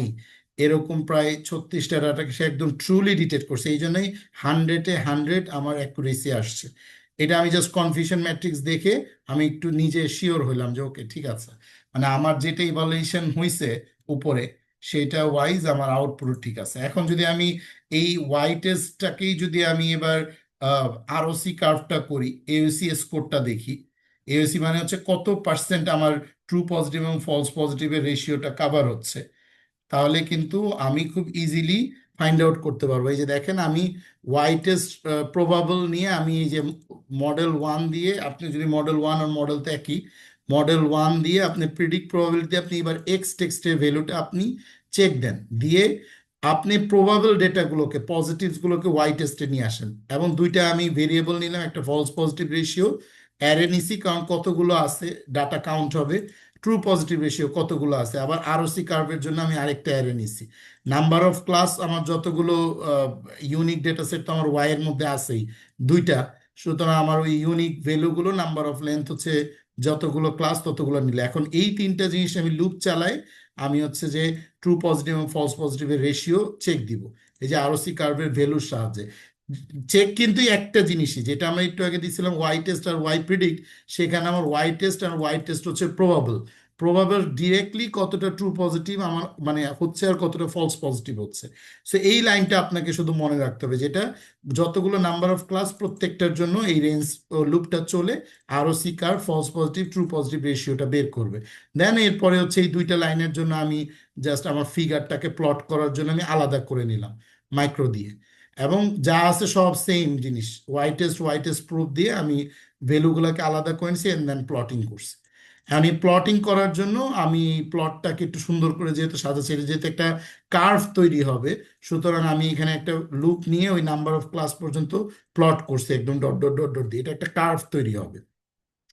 সো এই ফলস পজিটিভ হচ্ছে এক্স লেভেলসে, এটা রেশিও ওয়াই লেভেলে ট্রু পজিটিভ রেশিও রেখে আমি একটা আরওসি কার্ভ বের করতে চাচ্ছি, এই জন্য একটা টাইটেল দিলাম, এবং এটা লোয়ার রাইট এলওসি লক করে আমি প্লটটাকে যদি শো করি, তাহলে এখানে খুব সুন্দর করে আমার একটা কার্ভ দেখাচ্ছে একদম সব 1, তার মানে এখানে আমি মাইক্রো এভারেজ আরওসি কার্ভ একটা বের করছি, এটা 1, ক্রনিক ডিজিজ 9, সেটাও একদম 100% সে ডিটেক্ট করতে পারছে, আছে সেই 24টাকেও সে 100% ডিটেক্ট করতে পারছে, এবং ডিসিশন ট্রি দিয়ে আমার টেস্টিং অ্যাকুরেসি 1 আসছে এবং মিন স্কোয়ার 0 আসছে, আমি পুরো টুকে গ্রাফ আকারে নিলাম। এখন আপনি গ্রাফটার উপর রাইট বাটন ক্লিক করে সেভ ইমেজ দিলে আপনি আরওসি কার্ভটাকে আপনি নিয়ে যেতে পারবেন আপনার রিসার্চ পেপারের জন্য, আপনি এটা শো করতে পারবেন কি।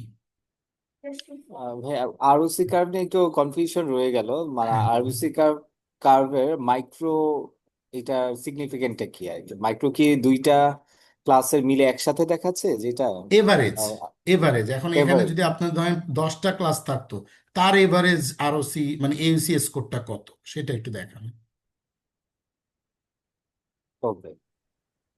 এটা ঠিক একটু আছে, ডিফিকাল্ট মনে হচ্ছিল আর কি, হ্যাঁ, যখন দেখছিলাম যে আহ, মাইক্রোটা কি তাই, উপরে যে, হ্যাঁ মাইক্রোটা হ্যাঁ কি এবং লুপটা যে আরওসি কার্ভ ড্র চলতেছে। করাটা, হুম, হ্যাঁ লুপটা একটু ডিফিকাল্ট মনে হচ্ছিল আর কি। এখানে কিছুই নয়, যে ফলস পজিটিভের ভ্যালু এবং ট্রু পজিটিভের ভ্যালুটাকে নিয়ে আমার আরওসি কার্ভের ভ্যালু থেকে দুইটা ভ্যালু বের হয়, এবং এই এই যে দুইটা আরেকটা ভ্যালু, আননেমড ভ্যারিয়েবল রাখা হয়েছে, মানে এই জিনিসটা ওই যে ট্রু পজিটিভ মাইক্রোর পরে আননেমড একটা আন্ডারস্কোর দিয়ে ভ্যারিয়েবল রাখা হয়েছে।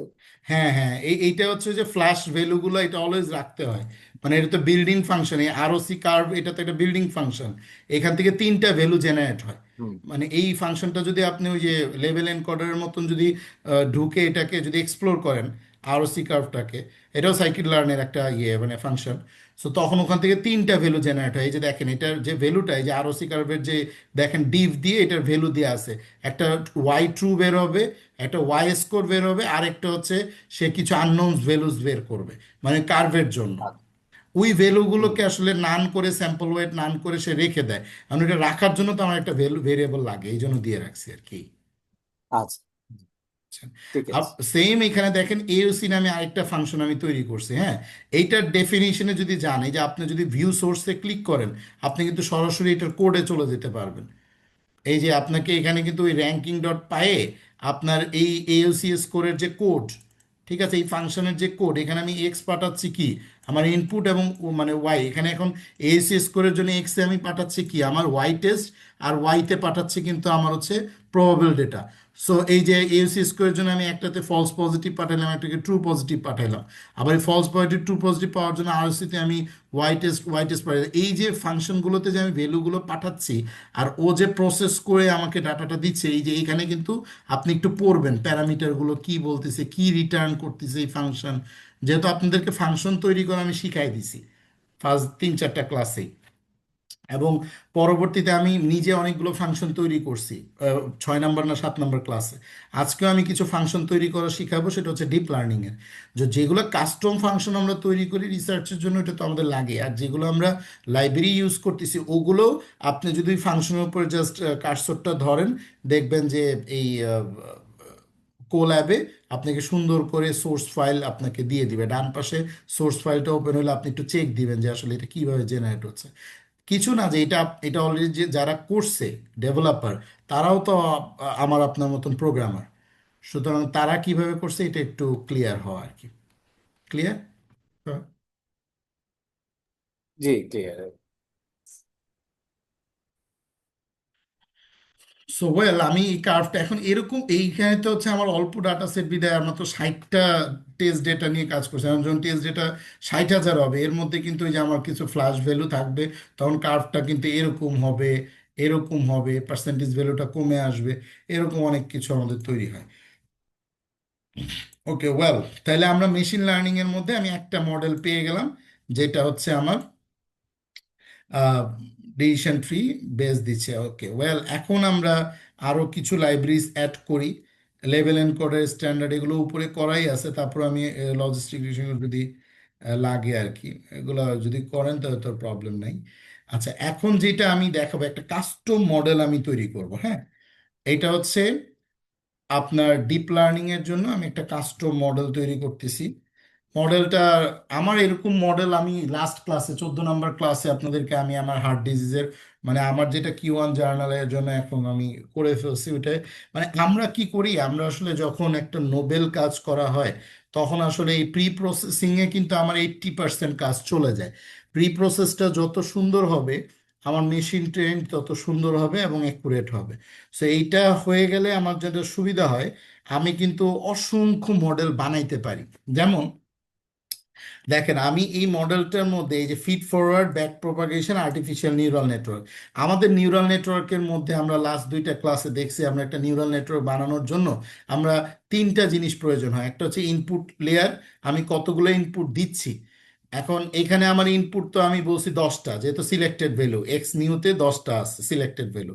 আমি আবার এক্স নিউটা নিয়ে আসি, আমার হচ্ছে সিলেক্টেড ভ্যালু,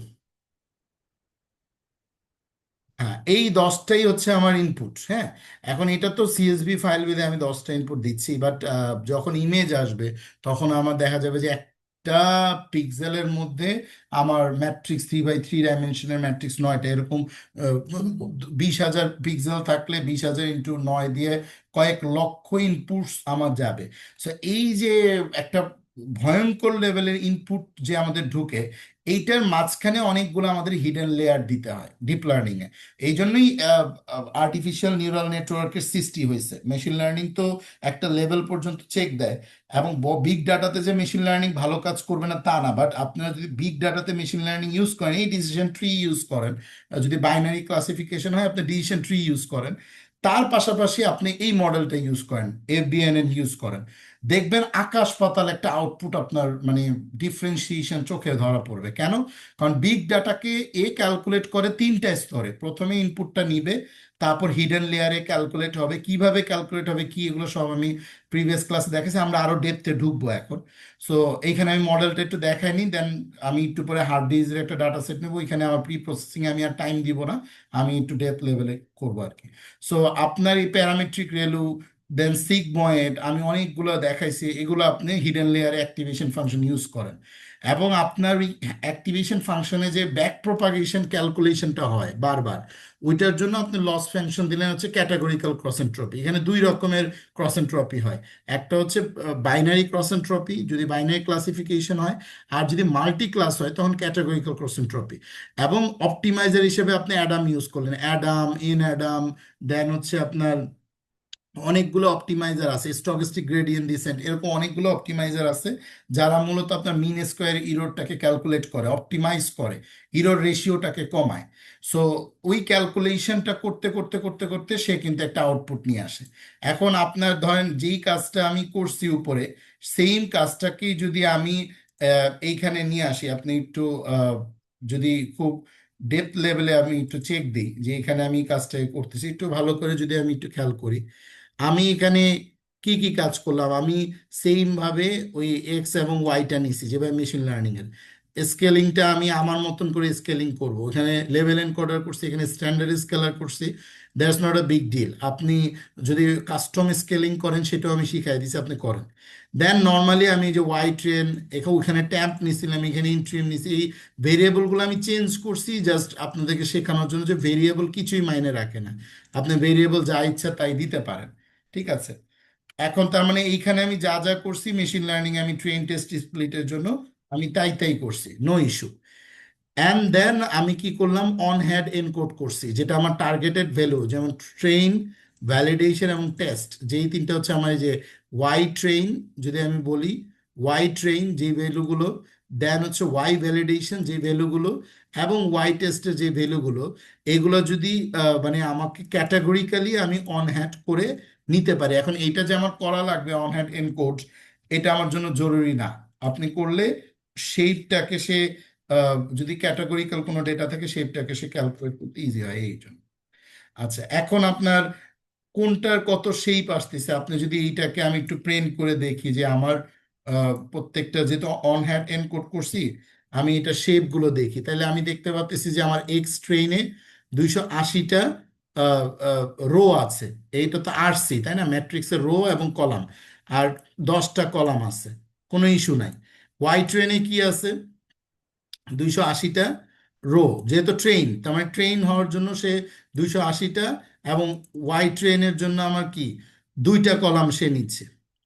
আবার ভ্যালিডেশনের জন্য 60টা ডাটা আমি যেটা ভ্যালিডেট করছি 60টা দুইটা নিচ্ছে, এবং 60টা এবং 60টা ইয়ে আমার দুইটা নিচ্ছে। এই যে শেপে ওয়াই টেস্টে শেপে যে দুইটা করে কলাম নিচ্ছে, আমার কিন্তু আউটপুট ক্লাসিফিকেশন কিন্তু একটা, বাট ভেক্টর সে এক্সট্রা একটা নিচ্ছে। সো এইটার জন্য আমার কোনো প্রবলেম হবে কিনা সেটা আমি কোড রান করলে আমি বুঝতে পারবো যে আমার জন্য এটা কোনো প্রবলেম কিনা। কিন্তু আমি যেহেতু এখানে অন হেড করছি, এই অনহট এনকোডিং করার কারণে সে ক্যাটাগরিক্যালি এই ভ্যালুগুলোর মধ্যে একটা করে শেপ এক্সট্রা জেনারেট করে রাখছে, এটা কোনো ইস্যু হয় না। এখন আমি যখন ডিপ লার্নিং শুরু করতেছি, এগুলো হচ্ছে আমার নর্মাল, আমি মেশিন লার্নিংও করতে পারি, ডিপ লার্নিং করতে পারি, এটা আমার কোনো ইস্যু নাই। কম্বিনেশন যখন আমি সেট করতেছি যে আমার যে হিডেন লেয়ার, আমি এখানে দেখেন 4টা লেয়ার নিচ্ছি আমার হিডেনে, একটা, দুইটা, তিনটা, 4টা। প্রত্যেকটা লেয়ারের মধ্যে কতগুলো নিউরন থাকবে, 6, 5, 12। গত ক্লাসের আগের ক্লাসে আমির ভাই জিজ্ঞাসা করছিলেন যে এগুলা কি আমি কাস্টম দিব কিনা। হ্যাঁ, আমি কাস্টম দিব। কিভাবে কাস্টম বানাবেন ওইটার কোড আমি দেখাই দিব। আপনি কাস্টম র্যান্ডম জেনারেট হবে নিউরনস, আপনি র্যান্ডম ফিক্স করে দিতে পারেন, কমায় বাড়ায় দিতে পারেন। এগুলো আসলে মূলত একদমই নিজের ব্যাপার, যত বড় ডেটা সেট হয় এই নিউরনস লেভেল তত বেশি হলে ভালো। এটা হচ্ছে আমাদের এক্সপিরিয়েন্স অফ ইমপ্লিমেন্টেশন। এবং ইপোক সাইজ আমি এখানে দেখেন কোনো ইপোকই 100-র উপরে নাই। সো আপনি ইপোক সাইজ যে কমায় দিবেন, এই কমায় দেওয়াও ডিপেন্ড করবে আপনার ডাটা সেট ছোট না বড়।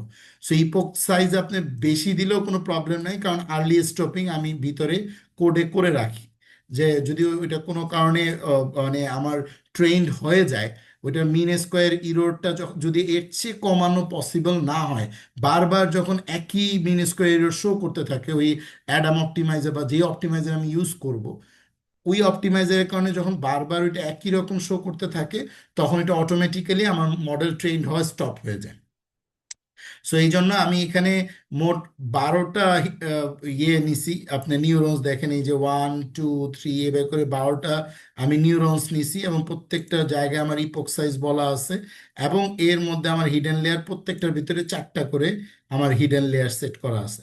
এখন আমি রেজাল্ট জেনারেট করার জন্য একটা ভেরিয়েবল নিলাম, এবং এই লুপটার সাহায্যে কিন্তু আমি আমার মডেলটাকে রেডি করতেছি। দেখেন, আপনি যখন এই মডেলটা আমি রেডি করতেছি, আমি টাইম স্টার্ট দিছি, নাম্বার অফ ক্লাস হচ্ছে আমার শেপ যতটুকু আছে, দেন আমি সিকোয়েন্সিয়াল ডেন্স এই যে অ্যাড করতেছি এক একটা লেয়ার, এই এক একটা লেয়ারে কিন্তু দেখেন আমি নিউরনস জিরো দিছি। তা নিউরনস জিরো মানে কি? অ্যাকচুয়ালি সে এই যে প্রত্যেকটা জিরো ইন্ডেক্স, এই জিরো ইন্ডেক্সে যতগুলো নিউরন, ওই প্রত্যেকটা নিউরনের ভ্যালুগুলোকে কিন্তু সেই কম্বিনেশনস থেকে নিয়ে আসবে। ঠিক আছে? এই আপনার প্রত্যেকটা, এই জিরো হচ্ছে আমার ফার্স্ট হিডেন লেয়ার, এই যেগুলো হচ্ছে এগুলো neurons value, 1 second hidden layer, 2 third, 3 হচ্ছে ফোর্থ হিডেন লেয়ার। এখন আমি কি ফোর্থ হিডেন লেয়ারে কাজ করব, না থার্ড হিডেন লেয়ার কাজ করব, না 6টা হিডেন লেয়ার নিব? এটাও কাস্টম, আপনি যতগুলো হিডেন লেয়ার নিতে পারেন, বাট বেস্ট ওয়ে হচ্ছে আপনার যতগুলো ইনপুট, সেই ইনপুটের সমান বা ইনপুটের চেয়ে কম আপনি হিডেন লেয়ার নেন।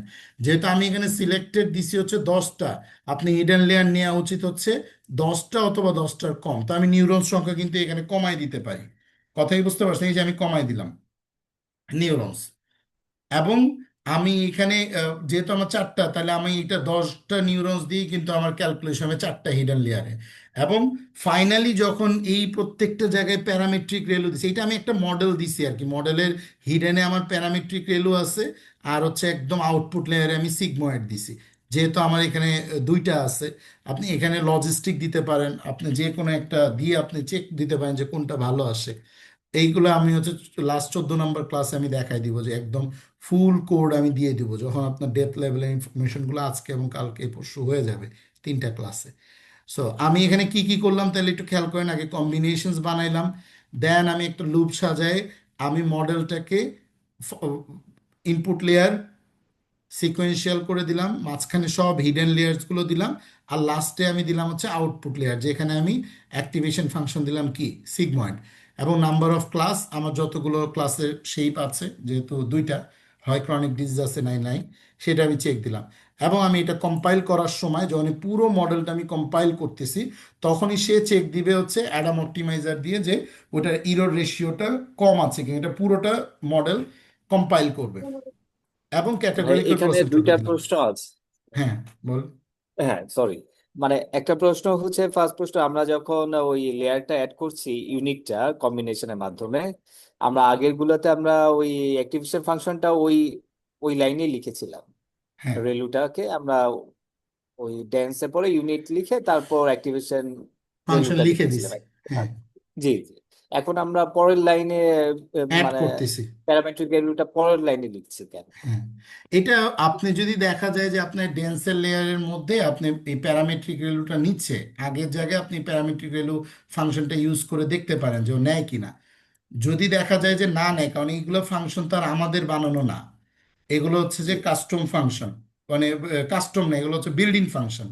যার কারণে যদি আচ্ছা। নেয় তাহলে তো কোনো ইস্যু নাই এক লাইনে, জি। আর যদি না নেয় তাহলে আপনি ওই পরে অ্যাড করে দিবেন আর কি। কথা বুঝছেন?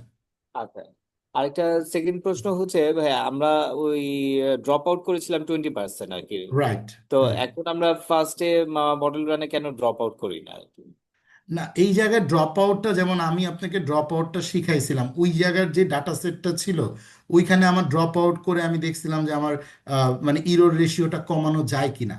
ড্রপ আউট তো আমরা মূলত করি হচ্ছে যখন আমার নিউরনস অনেক বেশি থাকে, ক্যালকুলেশন হইতে গিয়ে যদি দেখা যায় যে আমার একই রকমের মিন স্কোয়ার ইররের যেই আমার ভ্যালুটা, সেটা একই রকম শো করছে, সেক্ষেত্রে আমার তো সব কটা নিউরনসে ক্যালকুলেট করার দরকার নাই।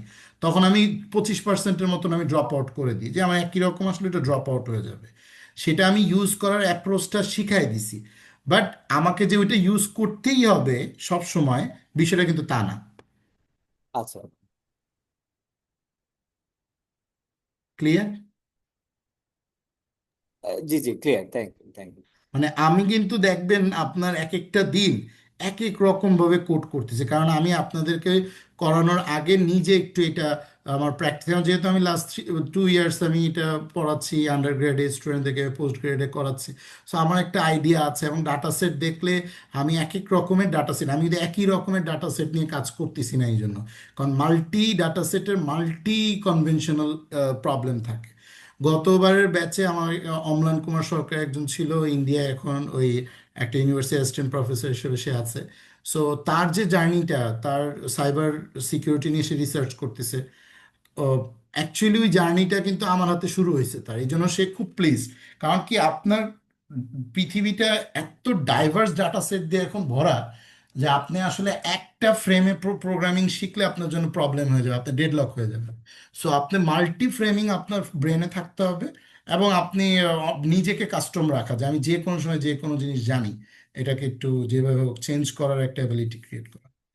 সো আমি আজকের এই কোডে আমি একটু এই যে অ্যাড দিয়েও যে করা যায়, আমি হিডেন লেয়ারে সেই ফাংশনটা আমি অ্যাড করছি, এবং আমি কম্পাইল করা বা সামারি করা এগুলো তো আর আপনাদের প্রবলেম নাই। মডেল ফিট করে মডেল 2-তে আমি রাখছি। দেন প্রিডিকশন, লেভেলস, টেস্টিং, এগুলো তো সেম, মেশিন লার্নিংয়ে যা করছি তাই, রেজাল্টস অ্যাপিয়ারেন্ট যা করছি তাই। এখন আপনি রান করলে আমি বুঝতে পারবো যে আমার কোন কম্বিনেশনে আমার বেটার রেজাল্ট আসবে। এই যে আমার এটা পুরোটা যখন ট্রেন্ড হবে, এই যে ট্রেন্ড হচ্ছে, ট্রেন্ড হওয়ার পরে আমি বুঝতে পারবো যে আমার এই যে টেস্টও হচ্ছে, আমার টেস্টের ভ্যালুও তো আমি দেখবো কোন কম্বিনেশনসে আমার বেটার আউটপুট আসতেছে। সো ওই কম্বিনেশনসে তখন আমি কনফিউশন ম্যাট্রিক্স বের করবো আর কি। ডিপ লার্নিং এ একটু সময় লাগবে, যেহেতু সে নিউরাল নেটওয়ার্ক দিয়ে, এখন এখানে আপনি 400টা মাত্র আপনার ডেটা, এটার জন্য সে যে ক্যালকুলেশন টাইমটা নিবে, আপনি যদি 4 লাখ ডেটা দেন, ও তো ক্যালকুলেশন টাইমটা একই নিবে, কারণ ওর তো আমি সেট করে দিছি। এই জন্য স্মল ডেটা সেটের জন্য machine learning more than enough, but big data set, computational data set, এগুলোর জন্য ডিপ লার্নিং ইজ বেস্ট।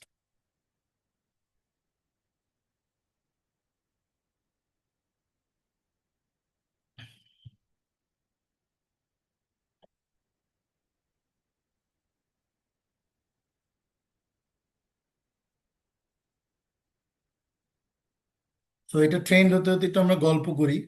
কেমন লাগতেছে আপনাদের? অলরেডি তো 12 নম্বর ক্লাস চলতেছে।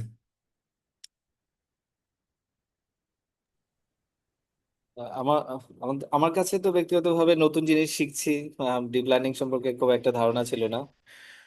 তো অনেকটাই ইনিশিয়ালি কঠিন লাগছিল, বাট প্র্যাকটিস করছি। এনজয় একই জিনিস করতেছেন বারবার কিনা, মানে কোর্সটা বোরিং হচ্ছে হ্যাঁ হ্যাঁ, কিনা? অবশ্যই এনজয় করছি, অবশ্যই এনজয় করছি। এবং আমি মানে খুব আপনার কাছে থ্যাঙ্কফুল যে আপনি খুব সুন্দরভাবে আমাদের বোঝাচ্ছেন আর কি। আর ডিপ লার্নিং এ আমি আর ইউটিউব চ্যানেলগুলো দেখার চেষ্টা করছি, বাট ওইটার চাইতে আমার মনে হচ্ছে আপনার বোঝানোটা আমার জন্য খুব হেল্পফুল হচ্ছে আর কি। That's great, that's great. আর এবং আরেকটা বিষয় হচ্ছে এখানে প্রশ্ন করতে পারছি মনে হয়। জানি না আমার প্রশ্নগুলো খুব একটা খুবই মানে ভ্যালিড, খুবই ভ্যালিড আমি ভাই। ভ্যালিড হচ্ছে আমি কিনা। প্রতি ব্যাচেই এটা, আল্লাহর শুক্রিয়া, প্রতি ব্যাচেই আমি অনেক ট্যালেন্টেড মানুষ পাচ্ছি। গত ব্যাচে আমার আরো কিছু মানুষ ছিল, এই যে যেমন অম্লান কুমার, অনেক তার কারণে আমি অনেক শিখছি। কারণ আমরাও তো প্রতিনিয়ত লার্নিং এর মধ্যেই থাকি। এটা একাডেমিয়ার একটা মানে মূল ইয়ে হচ্ছে, আমরা লার্নিং এর মধ্যে থাকি। আপনি যেরকম আমাকে হুট করে একটা কোশ্চেন করলেন, দেন দেখা গেছে ওইটা আমি ইনস্ট্যান্ট ওই সময় মাথায় নাই, আমি ভাবতেছি, বা আমি আপনাকে বললাম যে আমি ভাই আমি আপনাকে জানাচ্ছি, সো আমাকে একটু স্টাডি করতে হয়। সেটা আমারও অনেক উপকার হচ্ছে আর কি। এই এই লেভেলের লার্নিং গুলোই তো শেয়ারিং লার্নিং। এই লার্নিং গুলো যেমন সামনে এই মাসের লাস্টে আমার আরেকটা প্রজেক্ট লঞ্চ হবে, আপনারা দেখবেন। এটা মাইক্রো কন্ট্রোলার দিয়ে embedded project, AIT connection, cloud based. আমার মডেল ট্রেন করে আমার রোবট কিভাবে আসলে মনিটর হচ্ছে আমার এই ট্রেন্ড মডেল দিয়ে, আমি আহ, এই প্রজেক্টটা নামাচ্ছি। যেহেতু হার্ডওয়্যারের এখন জগৎ, সো দেখবেন যে আপনারা যখন এই কোর্সটা করবেন, ওই কোর্সটা লঞ্চ করার পর আপনাদের কাছে ওই কোর্সটা মনে হবে যে না করলেই না, এতটা মানে খুব ফ্রুটফুল একটা প্রজেক্ট নাম আছে। এবং পুরোটা রেডি করতে অনেক সময় লাগে, এই জন্য প্রায় 7-8 মাস লেগে গেল ওইটা করতে। মানে অলমোস্ট আমি রেডি, হ্যাঁ, আমি ইনশাল্লাহ। লঞ্চ করব ইনশাল্লাহ ইনশাল্লাহ। যতটুকু শিখছি এটাকে সামনের দিকে কিভাবে নেওয়া যায়। হ্যাঁ, এটাকে ইমপ্লিমেন্ট আহ, করা যায়, সেটা এটা আর হচ্ছে issue। মানে আমার জন্য একটু চ্যালেঞ্জটা বেশি হচ্ছে আসলে। আমরা যখন গ্রাজুয়েশন করছি তখন আমাদের কম্পিউটারও ছিল না। তো এক্স্যাক্টলি ট্রু। এখন নতুন করে এই বয়সে এসে মানে শিখা ইয়াং জেনারেশনের সাথে একটু ট্রু, ডিফিকাল্ট। তারপর একদম ট্রাই ট্রু। করছে exactly। ট্রু, এবং আপনাদের মানে অনুপ্রেরণাই তো আসলে ইয়াং জেনারেশনকে নতুন করে কিছু ভাবার পথ করে দিচ্ছে, এটা তো আসলে খুবই হ্যাঁ, দে আর ইফেক্টিভ। ভেরি স্মার্ট, দে আর স্মার্টার দেন আস। হ্যাঁ, তারা অনেক ভালো এবং করবে। এবং এটা আসলে যেমন আমি এই যে এখন যেই মডেলটা ট্রেন করলাম, আপনি একটু খেয়াল করেন যে এটা জি। অলরেডি ট্রেন শেষ। সো এইখানে আপনার হচ্ছে যে আমি দেখতে পাচ্ছি যেহেতু ডাটা সেটটা ছোট, আমি বারবারই বলতেছি যে আমার এখানে কিন্তু প্রত্যেকটা কম্বিনেশনে কিন্তু অলমোস্ট সে ভালো আউটপুট এবং মিন স্কোয়ার অনেক কম দেখাচ্ছে। তারপর দুই তিনটা যে ইরর শেপ করতেছে না তা না, বাট আমি বলতে পারি যে ওকে আমার এই কম্বিনেশন এত ইপোকে আমার এত আউটপুট দিচ্ছে। এখন যদি সিপিইউ টাইমটা আমি যদি প্রায়োরিটি দেই, দেখবো যে অনেক এই যে 7 মিলি সেকেন্ডসে সে বের করতেছে। এই প্রায়োরিটি ওয়াইজ আমি কাজ করতে পারি। এখন আপনি যদি একটু উপরে যান, আপনি এখানে একটু আমি একটা জিনিস না দেখাইলেই না, আমি একটু উপরে যাব। এই যে এইখানে দেখেন আপনার সিপিইউ টাইম কিন্তু লাগছে মাত্র কত, 0.29, মানে একদমই 0 সেকেন্ডস, মানে ধরেন যে 0 মিলি সেকেন্ড, 0.29 মিলি সেকেন্ডস এরকম, মানে অনেক ছোট জিরো, একদম 0 মিলি সেকেন্ডস আমি যদি হিসাব করি। আর এইখানে দেখেন ডিপ লার্নিং এর ক্ষেত্রে যদি বলেন, এটা কিন্তু ডিমেরিটস যে আমার ডিপ লার্নিং এর টাইম বেশি লাগতেছে, but at the same time এই যে 7 মিনিট লাগছে, অ্যাট দ্য সেম টাইম আপনি যদি মেশিন লার্নিং এর কাছে ওই 40,000-এর ডেটা সেট দেন বা 4 লাখের ডেটা সেট দেখবেন, তার সিপিইউ টাইম দেখবেন হিউজ লাগবে। বাট ডিপ লার্নিং এর দেখবেন ঘুরে ফিরে এরকমই, মানে কাছাকাছি। কথাই বুঝতে পারছেন? তখন কিন্তু ওইটার ম্যারিটটা আপনার চোখে ধরা পড়বে। সো ওয়েল, আমি এখানে যে কোনো একটা নিউরনসকে নিয়ে আমি কনফিউশন ম্যাট্রিক্সটা তৈরি করি, যেহেতু আমাদের থার্ড সেশন, আমি হার্ট ডিজিজ শুরু করব। সো আমার এখানে আহ, যদি আমি এবার মডেলের কনফিউশন ম্যাট্রিক্সটাকে যদি আমি দেখি যে আমার কোন মডেলটা আসলে বেটার দিচ্ছে, আমি কম্বিনেশনটাকে যদি ফিক্সড করে দিই, এই যে আমি এবার কম্বিনেশনটাকে ফিক্সড করে যদি আমি পুরো কোডটাকে একবার রান করাই, আমি জাস্ট এমনি বোঝানোর জন্য আলাদা আলাদাভাবে রান করে আমি একবারে কপি করে নিয়ে আসলাম যে আমার পুরো সব কয়টা কাজই আবার যদি করি, বাট কম্বিনেশনটা আমি এখানে দিলাম হচ্ছে মাত্র একটা, এই নিউরনসটা, এই যে 49 নিউরনস, যেটা ভালো আসছে। এবং সেইটাকে আমি মডেল পাথ দিলাম। এখন মডেল পাথটাও তো অ্যাপ্রক্সিমেট, আমি একটু আগে যে মডেল পাথে আমার মডেলটাকে আমি রাখছি, ওইটাকে যদি আমি নিয়ে আসি, ওকে,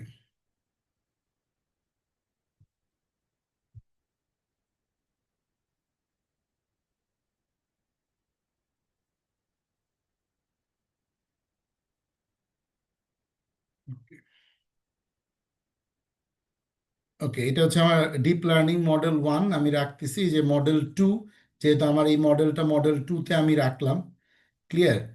ওই যে মডেল 2-তে আমি রাখছি, এবং এইটাকে এবার আমি যদি রান করি তাহলে দেখা যাবে যে ডিপ লার্নিং এর একটা মডেল পাথ আমার ওখানে চলে গেছে।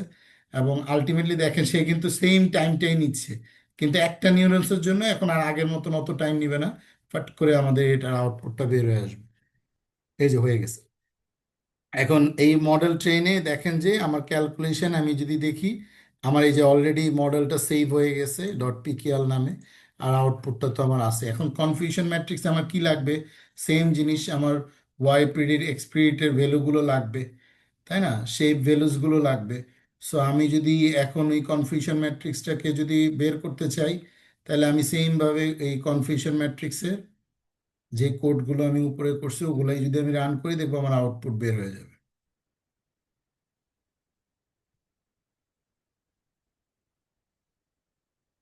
আমি একবারে কনফিউশন ম্যাট্রিক্স এবং আরওসি এবার একবারে করতেছি।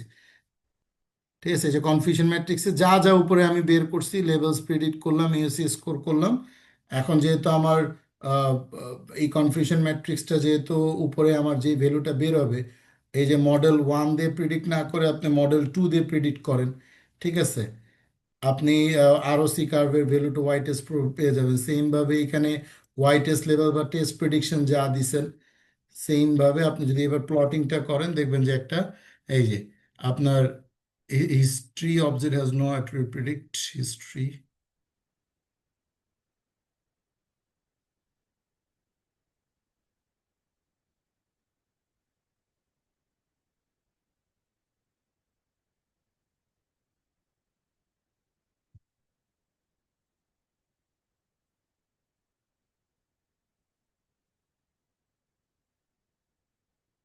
শুধু কনফিউশন ম্যাট্রিক্সটা নিয়ে আসি।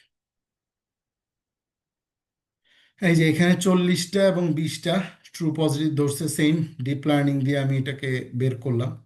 সো ওয়েল, আমরা আরওসিটা যেহেতু দেখছি উপরে, আমাদের কোনো ইস্যু নাই। আমরা একটু পরে নতুন একটা প্রজেক্ট করবো হার্ড ডিস্কের, ওখানে আমরা আবার আরওসিটা করব। সো আমাদের সেকেন্ড সেশন ক্লোজ, আমরা 10 মিনিট পরেই শুরু করব থার্ড সেশন। এই আমরা 12th ক্লাসে মূলত আমরা 11th ক্লাসে যা যা করছি আমরা তাই করব। আর আমাদের প্রজেক্ট অ্যাসাইনমেন্ট 1, ওটা গত ক্লাসে অলরেডি আমার দেয়া ছিল সেপ্টেম্বর 1 পর্যন্ত, বাট ভেরি আনফর্চুনেট, ফিউ লোক সাবমিট করছে।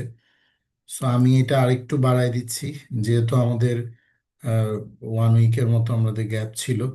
আমি রিকোয়েস্ট করব যে সবাই, আমরা নেক্সট ক্লাস 12 তারিখ, আমার চেষ্টা হচ্ছে যে আমরা আর মাত্র আমাদের আজকে ক্লাস গেলে আমাদের আর 2টা ক্লাস আছে হচ্ছে সিএসবির উপরে।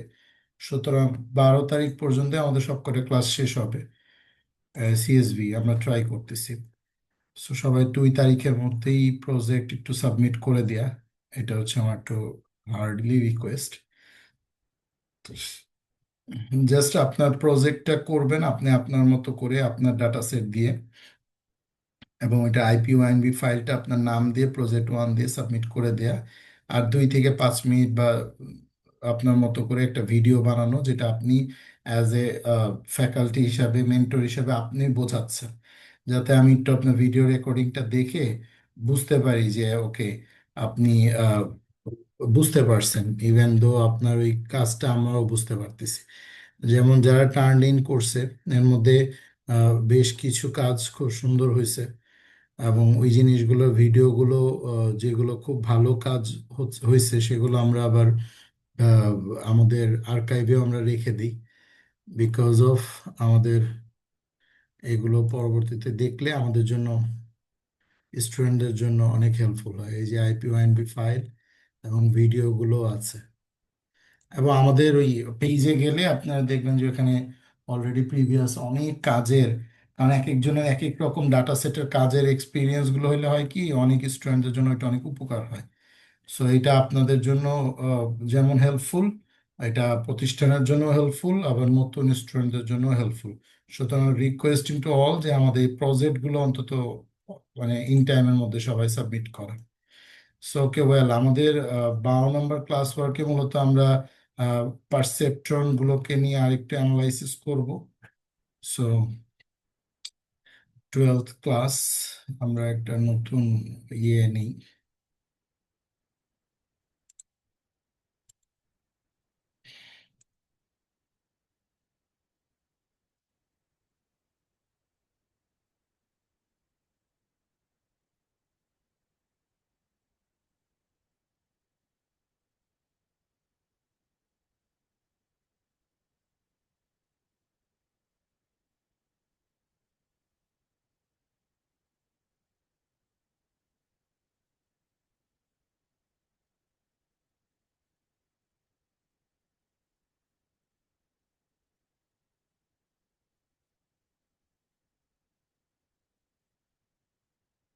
মূলত আজকে আমরা বিভিন্ন যে অ্যাক্টিভেশন ফাংশনগুলো যে আমরা ইউজ করতেছি, যে জায়গাগুলো আমাদের যে মাল্টি লেয়ার নিউরাল নেটওয়ার্ক, যে আমি একটু আগে দেখালাম, যে নিউরাল নেটওয়ার্কটা যে আমরা মাল্টি লেয়ার, মাল্টি মানে হচ্ছে ইনপুট, হিডেন অ্যান্ড আউটপুট, এই যে 3টা লেয়ার নিয়ে যে আমাদের এমএলপি গুলো তৈরি হয়, মাল্টি লেয়ার পারসেপট্রন গুলো তৈরি হয়, ওর উদ্দেশ্য তো একটাই, উদ্দেশ্য হচ্ছে আমি ক্লাসিফিকেট করতেছি, অথবা রিগ্রেশন অ্যানালাইসিস করব, অথবা ডিটেকশন করব, যেহেতু সুপারভাইজড লার্নিং হচ্ছে। সো এই পারসেপট্রন গুলো আমি কিভাবে সেট করব, বা এটার ভিতরে ইনডেপথ ফাংশন গুলো কিভাবে কাজ করে এটা শেখা। দেন নিউরাল নেটওয়ার্কের হাইপার যে প্যারামিটার্স গুলো আমরা ইউজ করতেছি, যেমন অপটিমাইজার বলতেছি, দেন আমি আপনার মিন স্কোয়ার ইররের যে ডাইভারজেন্স বলতেছি, যে একটা নির্দিষ্ট ইরর রেশিও পর্যন্ত সে যে কাজ করতেছে, এই যে আমি বলতেছি, এই হাইপার প্যারামিটার্স গুলো নিয়ে একটু ইন ডেপথে ফাংশন তৈরি করে করে বোঝা, যেটা আমি এর আগে আমার logical function and or logical ফাংশনগুলো দিয়ে বুঝাইছিলাম অ্যাক্টিভেশন ফাংশনে। দেন আমি যখনই সিকোয়েন্সিয়াল ফাংশন ইউজ করতেছি তখন ফরওয়ার্ড প্রপাগেশনটা হচ্ছে, যখন আমার অ্যাডাম অপটিমাইজার ইউজ হচ্ছে তার মানে আমার ব্যাক প্রপাগেশনটা হচ্ছে, মানে ক্যালকুলেশনটা হচ্ছে। এবং দেখা গেছে যদি আমার কোনো মেশিন ওভার ট্রেন্ড হয়ে যায়, তার মানে হচ্ছে যে সে যদি দেখা যায় যে স্যাম্পল, একটা নির্দিষ্ট স্যাম্পল দিয়ে মেশিন ওভারফিট হয়ে গেছে। হ্যাঁ, আমার সাপোজ আমি কোনো একটা ডাটা সেট নিলাম, আমি আমি একটু ডেপথে বলতেছি এই কারণে যে আমি ধরেন সাপোজ কোনো ডাটা সেট নিলাম, এর আগেও আমি বলছি যে আমার এই হচ্ছে পুরো ডাটা সেটের জায়গা, বাট আমার মেশিন, আমার এইখানে কিছু ক্লাসের ডাটা আছে, এইখানে কিছু ডেটা আছে ক্লাসের, এইখানে কিছু ডেটা আছে, এইখানে কিছু ডেটা আছে, বাট মেশিন দেখা গেল যে একটু জায়গা নিয়ে সে ট্রেন্ড হয়েছে। মানে এই ক্লাসের কিছু ডেটা, এই ক্লাসের কিছু ডেটা, এরা অল্প ক্লাস, অল্প ডেটা, অল্প ক্লাস, কিন্তু এদেরকে সে ট্রেন্ডই হতে পারে না। সো এটাকে আমরা বলতেছি যে ওভারফিট হয়ে যাওয়া। তো এই যে সে একটা নির্দিষ্ট স্যাম্পল দিয়ে যে ওভারফিট হয়ে যাচ্ছে বা আন্ডারফিট হচ্ছে, সো এগুলোকে হ্যান্ডেল করার জন্যই কিন্তু আমরা মূলত বিভিন্নভাবে ডেটা প্রসেস করতেছি, আমরা অগমেন্টেড করতেছি, অন্যান্য জিনিসগুলো করতেছি। ডিপ লার্নিং এর ক্ষেত্রেও কিন্তু সেম, ওভারফিট হইতে পারে, আপনার মডেল ট্রেন ভুল হইতে পারে, আপনার ট্রেনিং এর নিউরাল নেটওয়ার্কে, এবং ভেরিয়াস টেকনিক্স। আজকে আমি বিভিন্ন ধরনের টেকনিক্স গুলো অলরেডি আমরা ইমপ্লিমেন্ট করতেছি, লাস্ট 6টা ক্লাস আমি ইমপ্লিমেন্টও করতেছি, আবার থিওরিও বোঝাচ্ছি। একই জিনিস বারবার আমি বলতেছি যাতে করে আপনার ডেপথ লেভেলের কনফিউশন দূর হয়। এবং গ্রেডিয়েন্ট ডিসেন্ট যে রুল, আমার গ্রেডিয়েন্ট ডিসেন্ট রুল মানেই তো হচ্ছে যে ওই যে ক্যালকুলেট করতেছে আস্তে আস্তে একটা কার্ভ আমি দেখাইছিলাম, এবার যদি উপরে ওঠা শুরু করে তার মানে ওভারফিট হয়ে যাবে, একটা নির্দিষ্ট পর্যন্ত সে কিন্তু এটা মানে ব্যাক প্রপাগেশনে স্টপ হয়ে যায়। আমি ড্রপ আউট করতেছি যাতে সে ওভারফিটেড না হয়, আমি অগমেন্টেড করতেছি যাতে করে সে ওভারফিট না হয়, সে যাতে আন্ডার স্যাম্পলিং না হয়, ওভার স্যাম্পলিং না হয়। সো এই যে বিষয়গুলো, এইগুলো হচ্ছে আরেকটু আমরা ডিসকাস করব। এবং আমরা এই যে ভেরিয়াস অ্যাক্টিভেশন ফাংশন যে ইউজ করি, রেলু, লিকে রেলু, দেন আদার্স, এই ফাংশনগুলো মূলত আমাদের কয়েকটা লিঙ্ক আমি এখানে দিয়ে দিব, যেগুলো থেকে আপনারা আসলে একটু যেহেতু আমাদের আর মাত্র 2টা ক্লাস হবে, 13 এন্ড 14, সো এনিহাও এটা যদি আপনি না শিখতে পারেন, এই 3টা ব্লগ খুব ভালোভাবে দেখা, অপটিমাইজার নিয়ে বিশাল আলোচনা আছে, অ্যালগোরিদমের গ্রাফিটিক্যালি আপনার ইমপ্লিমেন্টেশন নিয়ে আলোচনা আছে, দেন অ্যাক্টিভেশনগুলোর যত রকমের অ্যাক্টিভেশন ফাংশন আছে প্রত্যেকটা জিনিস কিন্তু এখানে ডেপথ লেভেলে আলোচনা করা আছে। সো এখানে যে ভিডিওসগুলো দেখা, এবং আমি 18 নম্বর ক্লাসে, লাস্ট ক্লাসে আমি অনেক এআই টুলসের রিসোর্সেস দিয়ে দিই, কারণ হচ্ছে শেখার কোনো শেষ নাই। একটা পাথ পর্যন্ত আমি তো আপনাকে ধরাই দিচ্ছি, এরপরে আপনি আরো ডেপথ লেভেল অ্যানালাইসিস যত করবেন তত বেশি লার্নিংটা স্ট্রং হবে। সো এইখানে যে অ্যাক্টিভেশন ফাংশনগুলো ইউজ করছে, এই অ্যাক্টিভেশন ফাংশনের ভিতরে আসলে মূলত কিভাবে কাজ হয়, সো সেটাই হচ্ছে আজকে আমাদের মূল উদ্দেশ্য। সো আমি গত ক্লাসের কিছু জিনিস আমি একটু আবার রিভিউ করতেছি। যেমন আমরা 7 বা 8 ক্লাসে আমরা কি করছিলাম, আমরা একটা ক্লাস বানাইছিলাম, আপনাদের মনে পড়ে কিনা, পারসেপ্ট্রন নামে একটা ক্লাস বানাইছিলাম। এবং সেখানে আমি এই পারসেপ্ট্রনের ভিতরে একটা ইনিশিয়াল ভ্যালু নামে আমি একটা ফাংশন তৈরি করছি, যে এটা সেলফ নিজেকে নিজে কাজ, মানে এই ক্লাসের ভিতরে আমি 4টা ফাংশন তৈরি করছি, যেই ফাংশনগুলো আমি অটোমেটিকলি পারসেপ্ট্রন ডট দেওয়ার সাথে সাথে ইনিট অথবা অ্যাক্টিভেশন নাই, প্রিডিক্ট নাই, ট্রেন নাই, টেস্ট, এই ফাংশনগুলো আমি ইউজ করতে পারবো। এবং এই প্রত্যেকটার আগে সেলফ বলছি কেন, যাতে করে এই ক্লাসের ভিতরে এই ফাংশনটা আছে এটা বোঝানোর জন্য। ইনপুট সাইজ, আমি যতগুলো ইনপুট এখানে বলবো সেইভাবে সে ওয়েটটাকে সেট করবে। যেহেতু আমার পারসেপট্রনের মধ্যে ক্যালকুলেশনে আমি অ্যাক্টিভেশন ফাংশনে বলছিলাম যে আমার এখানে অবশ্যই ওয়েট ভ্যালু দিতে হয়, ওয়েট ভ্যালু ছাড়া কিন্তু আমার হিডেন লেয়ার্সের কোনো ক্যালকুলেশন আসে না, এই যে ওয়েট ভ্যালু দিতে হয়। তার মানে আমার ইনপুটের সাথে আমার কি লাগবে, ওয়েট ভ্যালু লাগবে, সেটা ক্যালকুলেট হবে, মাল্টিপ্লাই হয়ে একটা বায়াস ভ্যালুর সাথে যোগ হয়ে ভ্যালুটা একটা জায়গাতে রাখবে, যাতে করে মেশিন কোনোভাবেই ক্যালকুলেশন ভুল না করে। এই ফাংশনটাও কিন্তু এই ডিপ নিউরাল নেটওয়ার্ক যিনি তৈরি করছেন, যার এই কনসেপ্ট আজ থেকে আরো প্রায় 8 বছর আগে, উনি কিন্তু এটা ম্যাথমেটিক্যালি ক্যালকুলেট করে বলছে যে এই ফাংশন দিয়ে ক্যালকুলেট করলে এইভাবে আপনি যে কোনো একটা ওয়েট ভ্যালু, আমি এখানে একটা ওয়েট ভ্যালু ধরছি হচ্ছে জিরোস দিয়ে ইনপুট সাইজ যত তার থেকে এক বাড়ায় আমি একটা নামপাই অ্যারে তৈরি করে ওয়েটসে রাখছি। দেন এখানে আমি এলআর রাখছি। দেন আমি ইপক সাইজটা আমি যত ইপক বলবো, আর ইপকটা আমার এখানে আমি 100 সেট করে দিছি। আপনি এটা আরো কমায় আরো বাড়ায় আপনি দিতে পারেন। সো আমি এখানে আবার আমি যখন একটু আগে 11th ক্লাসে যখন কাজ করছি তখন কিন্তু আমি ইপক সাইজ কিন্তু আমার ওই কম্বিনেশনের মধ্যেই কিন্তু আমি বলে দিছি যে কম্বিনেশনস গুলো বানাইছি যে এই নিউরনসে এত ইপক চলবে, কাস্টম ইপক দিছি। সো আপনি ইপক এখানে ফিক্সড করতে পারেন, কাস্টম করতে পারেন, সব আপনার ব্যাপার।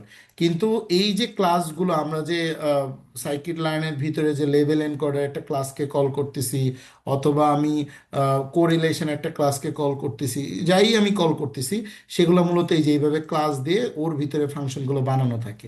আমি একটু আগে সোর্স কোড দিয়ে দেখাইছি। সেম এই অ্যাক্টিভেশন ফাংশন আমি একটা বানাইলাম, যে কি আমি এখানে যে ভ্যালুটাই পাঠাবো ওই ভ্যালুটা যদি জিরোর চেয়ে বড় হয় তাহলে সে পাঠাবে হচ্ছে ওয়ান। অত যদি জিরোর চেয়ে বড় না হয় তাহলে পাঠাবে হচ্ছে জিরো। মানে এই লজিকের উপর সেট করে কিন্তু আমি এখানে হয় ওয়ান নাই জিরো রিটার্ন করব অ্যাক্টিভেশন ফাংশন, মানে আমি নিজে বানাচ্ছি আর কি ফাংশন।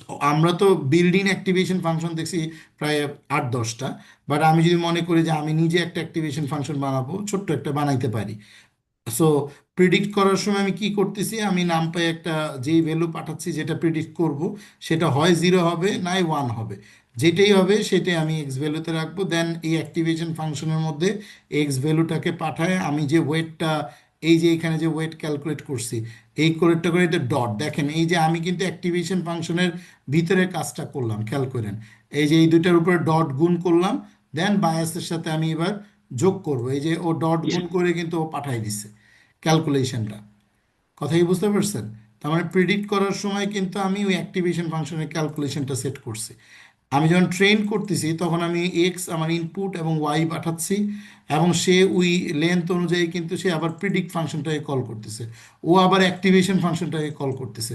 তার মানে একটা ক্লাসের মধ্যে কিন্তু আমার চারটা ফাংশন ট্রেন্ড হওয়ার সময় সে প্রিডিক্ট, অ্যাক্টিভেশন ফাংশন সবাইকে আবার ওয়েট ভ্যালু আনার জন্য সেই ইউনিটকে কল করতেছে।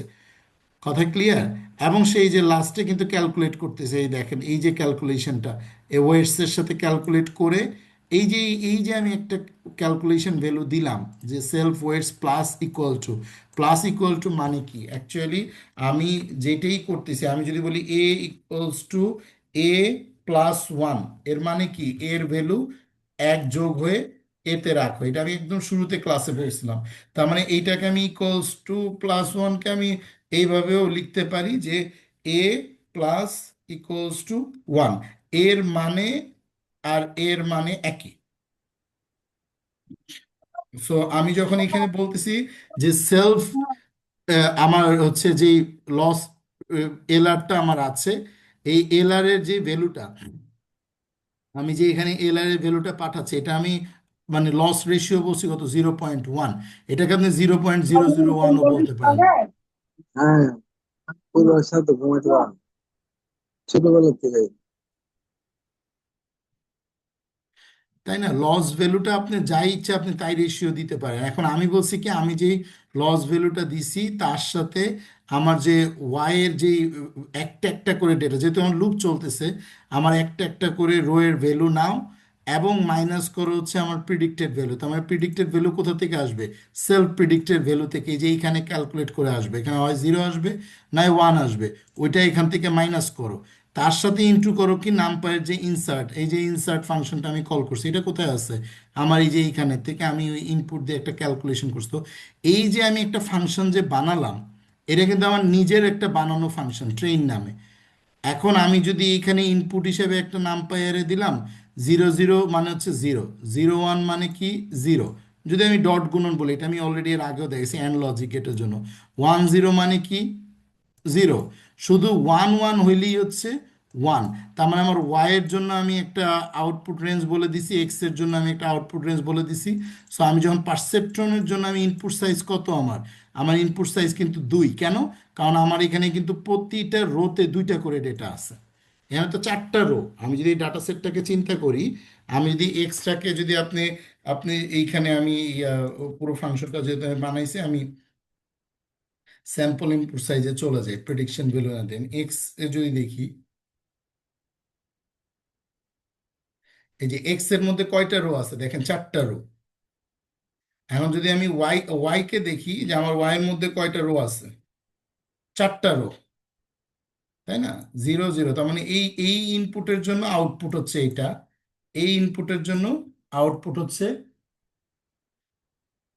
এইটা, এই ইনপুটের জন্য এইটা। এটা আমি লাস্ট ক্লাসও দেখাইছি একটু বোঝার জন্য, যে আমি যখন পারসেপট্রনকে আমি ইনপুট দিচ্ছি এবং আউটপুট দিচ্ছি, সেই ভ্যালুগুলোকে সে কিন্তু নিয়ে যাচ্ছে। এই যে পারসেপট্রন ফাংশন, এই যে পারসেপট্রন বলার সাথে সাথে সে কিন্তু কাকে বুঝতেছে, এই ক্লাসটাকে বুঝতেছে, এবং এর ভিতরে সে ইনপুট সাইজ নিয়ে যাচ্ছে। এখন দেখেন পারসেপট্রনের মধ্যে আমি শুধু পাঠাচ্ছি ইনপুট সাইজ, কিন্তু এই পারসেপট্রনের মধ্যে তো অনেক কিছু আছে। এর মধ্যে একটা ফাংশন আছে ইনিট, একটা আছে অ্যাক্টিভেশন, একটা আছে প্রেডিক্ট, একটা আছে ট্রেন, আবার একটা আছে ইনপুট সাইজ। কিন্তু যখন পারসেপট্রনের মধ্যে আমি ব্র্যাকেট দিয়ে ইনপুট সাইজ পাঠাচ্ছি, তখন কিন্তু এইগুলা এই ফাংশনটাতে সে চলে আসতেছে, আইসে সেই ইনপুট সাইজের মধ্যে ঢুকাচ্ছে। বাকি ভ্যালু তো তার অটোমেটিকলি আমি আগে থেকে ডিফল্ট সেট করে রাখছি, তখন সে ওয়েট, লস রেশিও, ইপোক সব সেট করে রেডি করে রেখে এই পারসেপট্রনের মধ্যে অ্যাসাইন করে দিল। সো আমরা এই যে এতদিন পর্যন্ত আমরা যতগুলো ক্লাস ইউজ করছি, ওখানে যখন যেটা প্রয়োজন, এই যে একটু আগে ক্লাসে আপনি আমাকে বললেন যে আমরা ভাইয়া এটা এইভাবে ইউজ করছি, রেলুটা আমরা অ্যাক্টিভেশন ফাংশনটা আমরা ওই ফার্স্ট লাইনের মধ্যেই ঢুকাই দিছি, বাট আমরা আজকে এটা সেকেন্ড লাইনে কেন আমরা ডেন্স ডট অ্যাড নামে একটা ফাংশন কল করে তার ভিতরে কেন আমি পি রেলু ফাংশনটাকে কল করলাম। সো ওইভাবেও করা যায়, কারণ ওই ক্লাসের ভিতরে ওইভাবে করার মতন করে ব্যাক ইন্ডে কোড করা আছে। সো আমি এখানে যেহেতু নিজে একটা ক্লাস বানাইলাম, এবং সেখানে আমি দেখেন এখানে পারসেপট্রন ডট ট্রেন দিছি, দিয়ে এক্স ওয়াই পাঠিয়ে দিছি, সে কিন্তু এই পারসেপট্রনের ভিতরে গিয়ে এক্স ওয়াই কে রাখা যায় এমন জায়গা খুঁজতেছে, কোথায় এক্স ওয়াই কে রাখা যায়। সে দেখছে যে ওই যে ট্রেন এক্স ওয়াই কে রাখা যায়, তাহলে এই এই ফাংশনটাকে সে অটোমেটিক এক্সিকিউট করবে, করে সে কিন্তু এই পারসেপট্রনের মধ্যে রেডি করে রেখে দিবে। এখন আমি স্যাম্পল সাইজ যখনই এই যে এক্স ইনপুটগুলো দিছি, সেই ইনপুটের সাথে আউটপুট কি আসছে প্রিডিক্ট করে সে কিন্তু অটোমেটিক্যালি আমাকে পাঠাই দিচ্ছে, কারণ আমি তো পারসেপট্রনে আগে এটা প্রিডিক্ট করে রাখছি। কারণ প্রিডিক্ট ফাংশনটাকে কল দিছে, অটোমেটিকলি বলে দিচ্ছে 0 0-তে, কিন্তু সে 1 বলে নাই, সে 0-ই বলছে, কারণ আমি সুপারভাইজ লার্নিং করে দিচ্ছি। মানে এইটা মানে যে এইটা, এইটা মানে যে এইটা, এই যে আমি ফিক্সড করে দেয়া, আমি মেশিনকে ট্রেন করে দেয়া। আমার মেশিন তো আমি শুরু থেকেই বলছি, আমার মেশিন যদি ঠিক মতন বুদ্ধি সে ট্রেন্ড না হয়, তাহলে সে কখনোই প্রিডিক্ট করতে পারবে না। এই জন্য কোনো মেশিন খুব ভালোভাবে প্রিডিক্ট করতে পারতেছে, এইটা কিন্তু মেশিনের কোনো কৃতিত্ব না, এটা কৃতিত্ব হচ্ছে আপনার, যেহেতু আপনি কোডটা করতেছেন।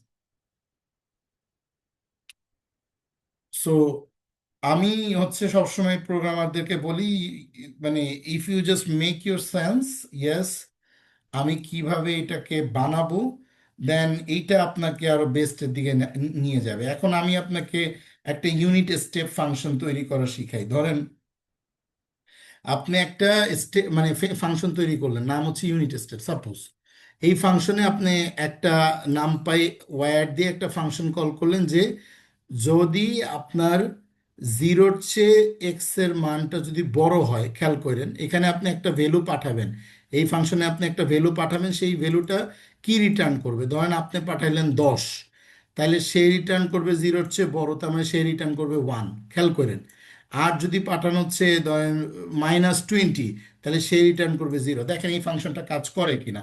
আমি ইউনিট স্টেপ ফাংশনটাকে কল করলাম, কল করে এর ভিতরে ফাংশনে আমি লিখলাম হচ্ছে ধরেন সাপোজ -20, সে রিটার্ন করছে দেখেন 0। সবাই কি বুঝতেছেন? জি, বুঝতে পারছি। এখন আমি এর ভিতরে যদি রিটার্ন করি 20, তাহলে আমার এই ফাংশন রিটার্ন করছে 1। So activation function is nothing, activation function is just formula. আপনি যা পাঠাচ্ছেন সে ওই ফর্মুলায় বসে সে ক্যালকুলেশনটা করতেছে। আমি এবার আপনাদেরকে একটা একটা করে অ্যাক্টিভেশন ফাংশনের ভিতরের ঘটনাটা দেখাই। ধরেন এই যে আপনি একটা ফাংশন বানালেন সিগময়েড ফাংশন, খুব ভালো করে খেয়াল করেন, অ্যাক্টিভেশন ফাংশন আপনি নিজে বানাইতে পারেন। এখন আমি ইউনিট স্টেপের নামের জায়গায় দিলাম কি সিগময়েড, বা আপনি একটা ফাংশন বানান, নাম হচ্ছে আমির ফাংশন। ওই ফাংশনের মধ্যে আপনি কি লজিক সেট করবেন, আপনি ওই লজিকটাকে সেট করেন। যেমন সিগময়েড ফাংশনটা যদি আমি এখানে দেখি, আমার সিগময়েড ফাংশনের ভিতরে অ্যাকচুয়ালি কি ম্যাথমেটিক্সটা আছে, যিনি সিগময়েড ফাংশনটা বানাইছেন, যেই প্রোগ্রামার ম্যাথমেটিশিয়ান, উনি আসলে কি লজিক দিছে খেয়াল করেন। সিগময়েড ফাংশন বা লজিস্টিক ফাংশন, যেটা বাইনারি ফাংশন, সেই ফাংশনটা হচ্ছে 1/1 + exponential to the power -x। এখন কোশ্চেন হচ্ছে যে এই ম্যাথমেটিক্সের ফর্মুলাটা আসলে উনি পাইছে কিভাবে? ডেফিনেটলি উনি প্রোগ্রামিং করতে করতে দেন এটার ইমপ্লিমেন্টেশন অ্যাপ্রোচ করতে করতে উনি আসলে এই ফর্মুলাটা উনি প্রপোজ করছে। এখন এই প্রপোজ ফর্মুলাটা ধরেন আপনি যদি কোনো কিছু প্রপোজ করেন, সেটা তো অবশ্যই একটা থিওরিটিক্যাল তা লাগবে। এখন উনার এই ফাংশনটা আমি বানাচ্ছি যে 1/1 + নামপায়ের ভিতরে এক্সপোনেনশিয়াল একটা ফাংশন আছে -x। এখন আমি এখানে x এর ভ্যালু যাই পাঠাই, আজকে আমি আহ, মানে প্রত্যেকটা ফাংশনের ওয়ার্ডগুলো দেখাচ্ছি।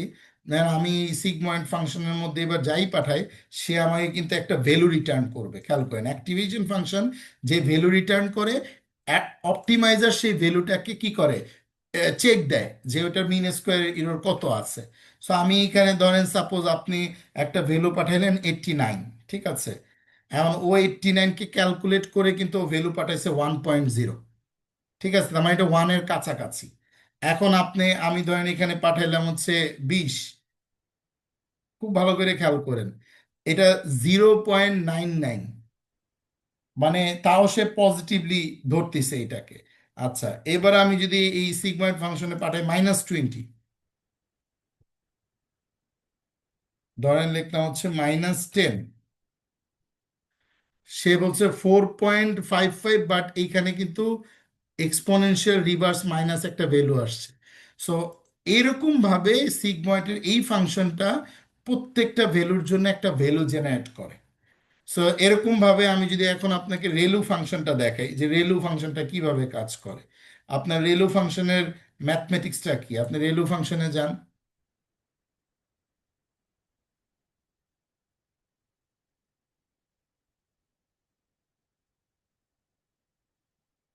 এই যে রেলু ফাংশনটা আসলে নেগেটিভ এবং পজিটিভ দুইটার জন্যই ভ্যালু কাজ করে, কিন্তু নেগেটিভ দিলে সবসময় সে জিরোর লেভেলে থাকে, আর পজিটিভ দিলে এটা আস্তে আস্তে বাড়তে থাকে।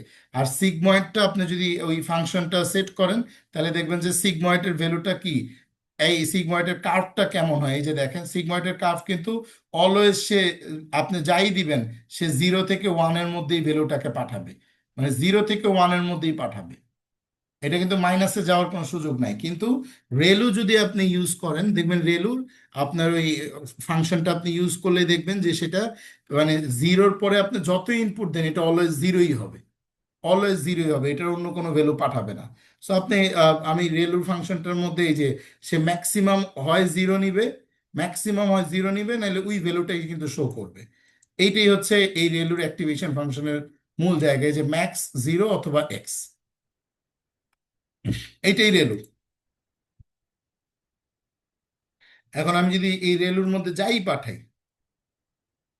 আমি রেলুর মধ্যে ধরেন পাঠাইলাম হচ্ছে -10, সে পাঠাইছে 0। খেয়াল করেন, এবার আমি রেলুর মধ্যে পাঠাইলাম সাপোজ ধরেন হচ্ছে 125, কারণ আমার প্রত্যেকটা ভ্যালু, মানে প্রত্যেকটা যদি এক্সেল শিটও হয়, মানে আমার সিএসভি ফাইল হয়, সেগুলো তো ভ্যালু। আর যদি আপনি ইমেজ পাঠান, ইমেজের প্রত্যেকটা পিক্সেলেরও কিন্তু 8 GB ভ্যালু আসে। রিড গ্রে স্কেলের একটা ভ্যালু নাম্বার আসে, এবং সেটা কিন্তু 0 থেকে 255-র মধ্যে। কথাই বুঝতে পারছেন? তো মেশিন কিন্তু অলওয়েজ ভ্যালু দিয়ে সে ট্রেন্ড হয়, আর কিছুই না। তার মানে সে কিন্তু 0 থেকে, এখন দেখেন এই ম্যাক্স মানে কি, যা পাঠাইছি তাই সে 125 তো সিগময়েডে কিন্তু তা দেয় নাই, সে কিন্তু একটু ডিফারেন্ট অ্যাক্টিভেশন ফাংশন। এখন আমি যদি আবার আরেকটা, যেটা আমরা সবচেয়ে বেশি ইউজ করি, যে রেলু ইউজ করি, সিগময়েড ইউজ করি, সফট ম্যাক্সটা আমরা ইউজ করি। সফট ম্যাক্সটা হচ্ছে মাল্টি ক্লাসের জন্য খুব ভালো কাজ করে। সফট ম্যাক্সের যদি অ্যাক্টিভেশন ফাংশনটা আপনি যদি একটু নিচে যান, সফট ম্যাক্সটা কিভাবে কাজ করে, এটা যারা হচ্ছে রিসার্চে আছে, নিজের অ্যাক্টিভেশন ফাংশন তৈরি করতে চাচ্ছে, তাদের জন্য আসলে মূলত আমি ইয়েটা দিই। এই যে সফট ম্যাক্সটা আপনি ইনপুট যাই দিবেন, সেটা সে এক্সপোনেনশিয়াল করবে এবং সামেশন অফ এক্সপোনেনশিয়াল করবে, একটা লুপ চালাবে সে ভিতরে ভিতরে। এবং এই সফটম্যাক্সের কার্ভটা যদি আপনি যদি দেখেন, সফটম্যাক্সের প্রবাবল কার্ভটা সফটম্যাক্সের কিরকম হবে, এই যে এই সফটম্যাক্সের কার্ভ কিন্তু 0 থেকে সে যত আপনার ভ্যালু কমবে, সেটা মাইনাসের দিকে যাইতে থাকবে। আর যত ভ্যালু বাড়বে সেটা আস্তে আস্তে প্লাসের দিকে যেতে থাকবে। তার মানে আপনার ভ্যালু এই ওয়াই ডিরেকশনের ভ্যালুটা আসলে পজিটিভ হবে না নেগেটিভ হবে, এটা কিন্তু এই কার্ভ দিয়ে বোঝাচ্ছে। এটা 2 ডাইমেনশনের ভ্যালুই কিন্তু আপনাকে সফটম্যাক্স বের মানে আউটপুট হিসাবে দেয়। এখন এই সফটম্যাক্স ফাংশনের মধ্যে আপনি যেটাই দিবেন সে নামপাইয়ের এক্সপোনেনশিয়াল ম্যাক্স এবং সাম এই ভ্যালুগুলো করে সে একটা আউটপুট বের করবে। আপনি যদি সেখানে 20 দেন 1.0 সে কাছাকাছি দিবে, আবার যদি আপনি নেগেটিভ দেন সে আপনাকে নেগেটিভ ভ্যালু শো করবে। আপনি ধরেন -35 দেন, ও কিন্তু এটাও 1 দিল। এখন ওর ক্যালকুলেশনটা হচ্ছে এক্সপোনেনশিয়াল, তো এক্সপোনেনশিয়াল পজিটিভ থ্রো করে। একটু বিগ ভলিউম দিই আমি,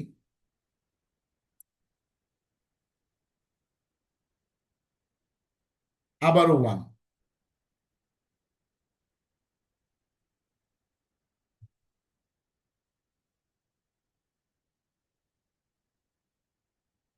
আবারও 1। মানে আপনি পজিটিভ এবং নেগেটিভ এক্সপোনেনশিয়ালের ভ্যালুর একটা সে ক্যালকুলেশন দাঁড় করায়। এখানে তো বারবার 1 আসার কথা না, একটু এখানে হয়তো বা ক্যালকুলেশন আমি কি কোনো এক এক্সপোনেনশিয়াল যা value x minus NumPy maximum value minus করবে। আচ্ছা, the output of the sigmoid function was in range of 0 to 1। আচ্ছা, 0 অথবা 1-এর মধ্যেই, মানে 0 to 1-এর মধ্যেই তার প্রবাবিলিটি দিবে। তার মানে হচ্ছে 0 থেকে 0.8, 9, 10, 6 সবই দিতে পারে। We can't. আচ্ছা, the above values don't make sense as the sum of all classes output probability should be equal to 1। Okay, you see the shortness function is described as combination of multiple sigmoids. এইখানে আমার সিগময়েডও যদি exponential, এখানে multiple sigmoid আছে। সুতরাং সফটম্যাক্সের ক্যালকুলেশনের মধ্যে আমার 0 থেকে 1-এর মধ্যেই ভ্যালু আসবে, এটা নেগেটিভ ভ্যালু আসবে না। 0.23 এই ডিফারেন্ট। সো এই ফাংশনগুলো মূলত আপনি একটা একটা করে ইউজ করে একটু দেখা দেন। 10 হাইপারবোলিক ফাংশনটা তো সরাসরি 10 হাইপারবোলিক ক্যালকুলেশনই হয়। এখন আপনি যদি সাপোজ কোনো একটা মডেল দিয়ে কম্পাইল করেন, আমি এখন সেম কাজটাই করতেছি, একটু আগে যা যা করলাম। আমি টেনসার ফ্লো নিলাম,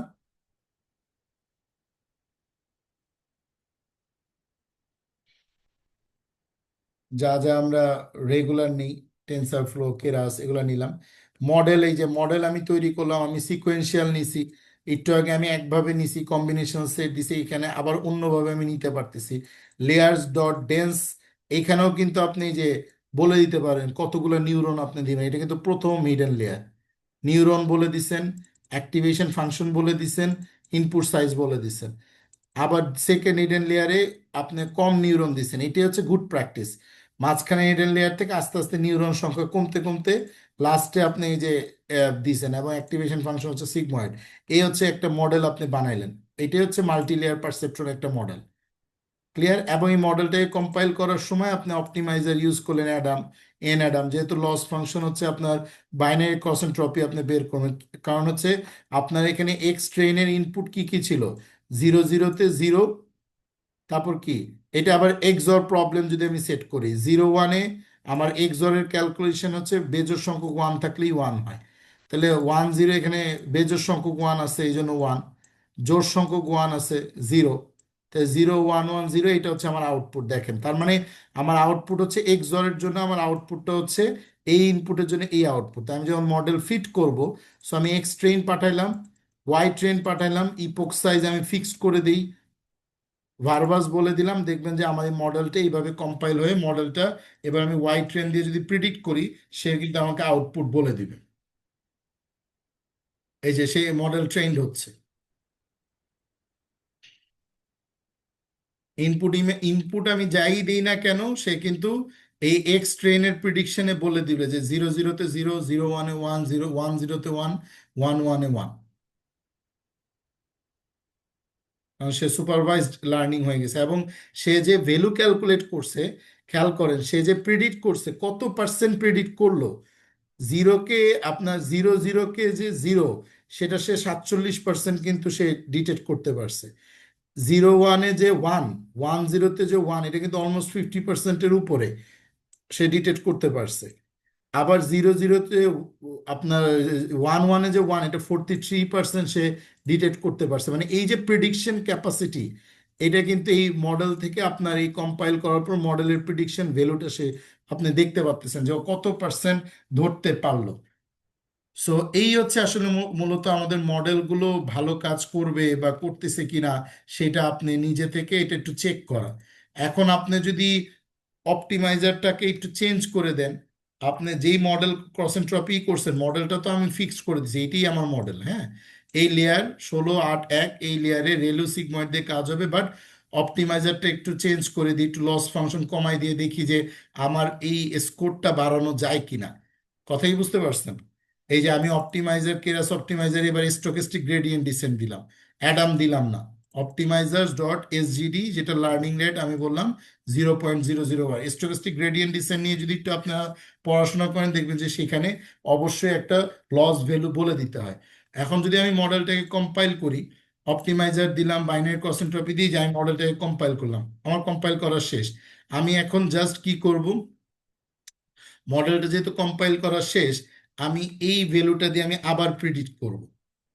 একটু আগে তো আমি অ্যাডাম দিয়ে অপটিমাইজার দিয়ে আমি ইয়ে করছি, কম্পাইল করছি। এখন আমি এটা দিয়ে অপটিমাইজার স্টোরেস্টিক গ্রেডিয়েন্ট দিয়ে কম্পাইল করে এক্স ট্রেনে এই ভ্যালুই থাকবে, ওয়াই ট্রেনে এই ভ্যালু থাকবে, আমি ফিট করতেছি এক্স ট্রেন ওয়াই ট্রেন দিয়ে, এবং আমি মডেলটাকে প্রিডিক্ট করব, দেখি যে আমার প্রিডিকশনটা ওই পার্সেন্টেজটা বাড়ে কিনা।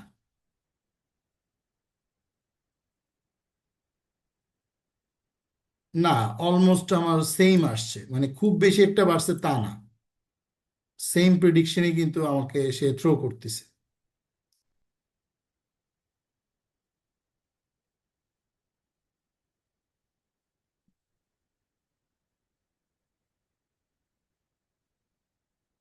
তাহলে আমরা এবার একটু আবার আরেক রকমের অপটিমাইজার একটু চেঞ্জ করি, মানে আমার ইমপ্রুভ করার জন্য, আমার প্রেডিকশন ভ্যালু ইমপ্রুভ করার জন্য এবার আমি অ্যাডাম অপটিমাইজার দিলাম, বাট লার্নিং রেট বলে দিলাম 0.001, যেটা আমি এর আগে বলি নাই। মানে এটা যে ইরোর রেশিওটাকে সে ক্যালকুলেট করবে একদম 0.001 দিয়ে। এখন আমি যদি আবার এই সেম জিনিসটাকে যদি আমি আবার প্রিডিক্ট করি, মডেল ওয়ালকে এবার আমি কম্পাইল করছি অ্যাডাম, বাট লার্নিং রেট বলে দিছি, এইবার কিছুটা বাড়ার উচিত। লার্নিং রেট যত শর্টেজ ভলিউমে ক্যালকুলেট করবে, এটা ততটা বাড়া উচিত। ওকে, এইবার দেখেন, সে 10-কে 1 একদম পারফেক্টলি ডিটেক্ট করতেছে, প্রায় 97%।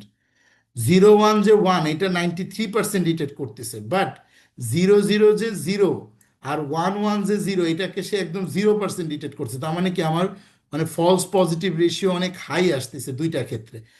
মেশিনে এই দুইটা ক্ষেত্রে খুব পারফেক্টলি ডিটেক্ট করতেছে, বাট এই দুইটা ক্ষেত্রে কিন্তু পারফেক্টলি ডিটেক্ট করতেছে না। তার মানে লার্নিং রেশিও আমি কমায় দিয়েও কিন্তু আমার যে এটার মানে আউটপুট, মানে প্রিডিকশন ভ্যালু যে আমি বাড়াইতে পারবো, এটা কিন্তু আসলে আমি কনফার্ম বলতে পারতেছি না, তাই না? আচ্ছা, এইবার আমার হইতেছে গিয়ে মূল ভলিউমের আমি যদি এবার একটু চেঞ্জ করে, এইভাবে আপনারা একটু বাসায় বিভিন্ন ভ্যালু চেঞ্জ করে করে দেখতে পারেন যে আমার এখানে কিছুটা আহ, বাড়ানো যায় কিনা, বা অ্যাকসেপ্টেন্স রেট কিছুটা এনহ্যান্স করা যায় কিনা। এখন যদি আমি একটু ডিফারেন্ট ভাবে আবার মডেলটাকে যদি একটু কম্পাইল করি, ধরেন আমি একটু আগে ইনপুট শেপ, আমি কেরাসের সিকোয়েন্সিয়াল 16-8 আমি একটু আগে দিছিলাম যেমন।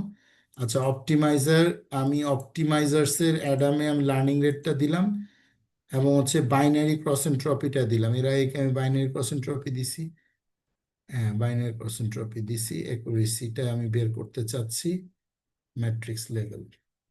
আমি একটু 0.01 দিয়ে দেখি যে আমার কিছুটা বেটার আউটপুট আসে কিনা।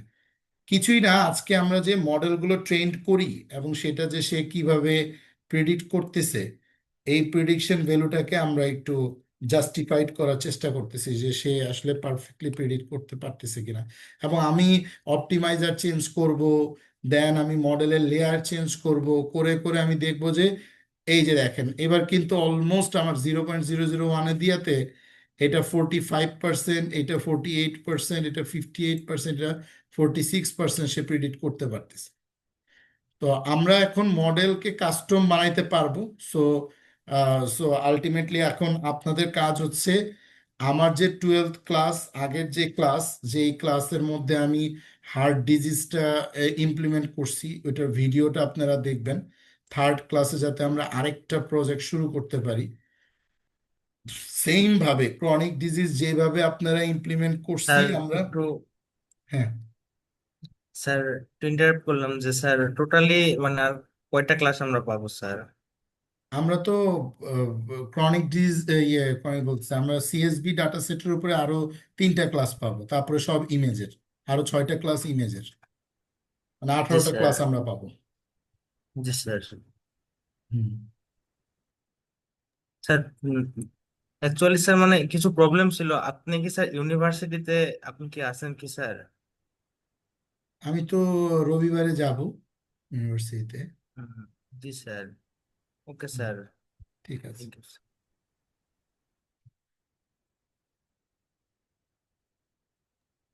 ওকে, আমাদের এখানে আপনারা যদি একটু দেখেন, এই 12th ক্লাসের মধ্যে আমার আলটিমেটলি কিন্তু 2টা ডাটা সেট আমি দিয়ে রাখছি। হ্যাঁ, ডাটা সেট 3 এবং ডাটা সেট 5, আমি 2টা ডাটা সেট দিয়ে রাখছি। আপনার একটু ওই যে অ্যাসাইনমেন্ট আমি করতে বলছি সেটা এবং এই ডাটা সেটগুলো একটু দেখা এবং প্রিভিয়াস কোডটা একটু দেখা, তাহলে আমার নেক্সট সপ্তাহে শুক্রবারে আমি 2টা প্রজেক্ট একবারে দেখাবো আর কি। সো এইখানে আমি মূলত 12th ক্লাসে আমি কি করতেছি, আলটিমেটলি কিন্তু আমার ডাটা সেট 1 2 3, ওকে। সো আমি ডাটা সেট 3 এবং 5 দুইটাকে একবারে নিছি জাস্ট আপনাদের অ্যানালাইসিসের জন্য।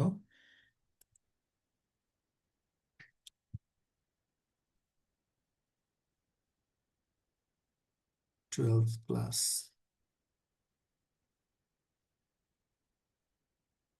বিভাগ,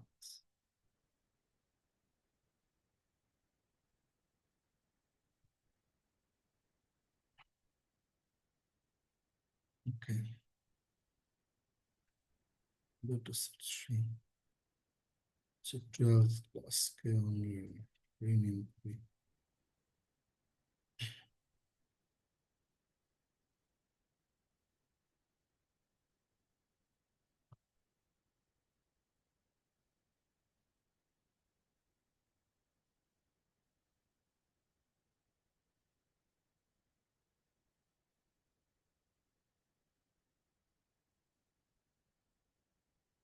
ওকে, আমার এই পুরো ডাটা সেটের নিচে যেহেতু দাগ চলে আসছে, তার মানে আমি পাই গেছি।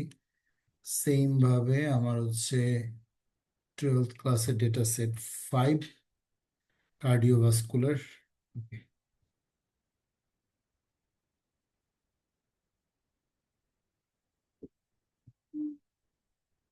such file is not directed there. না, আচ্ছা তো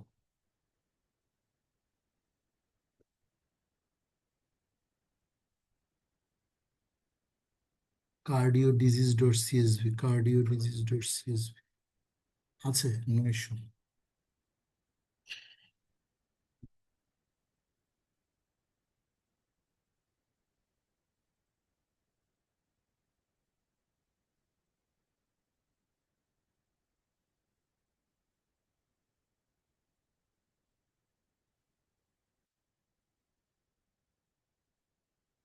ওকে, এইরকম ইস্যু হইলেও আমার এখান থেকে আমি ডিরেক্টলি নিতে পারি পাথটা, যাতে করে আমার কোনো প্রবলেম না হয়। এই যে ডাটা সেট 5-এর ভিতরে গিয়ে আমি নিচ্ছি কোনটা, কার্ডিওভাস্কুলার ডাটা সেট, এগুলো তো আপনারা নিতে পারবেন।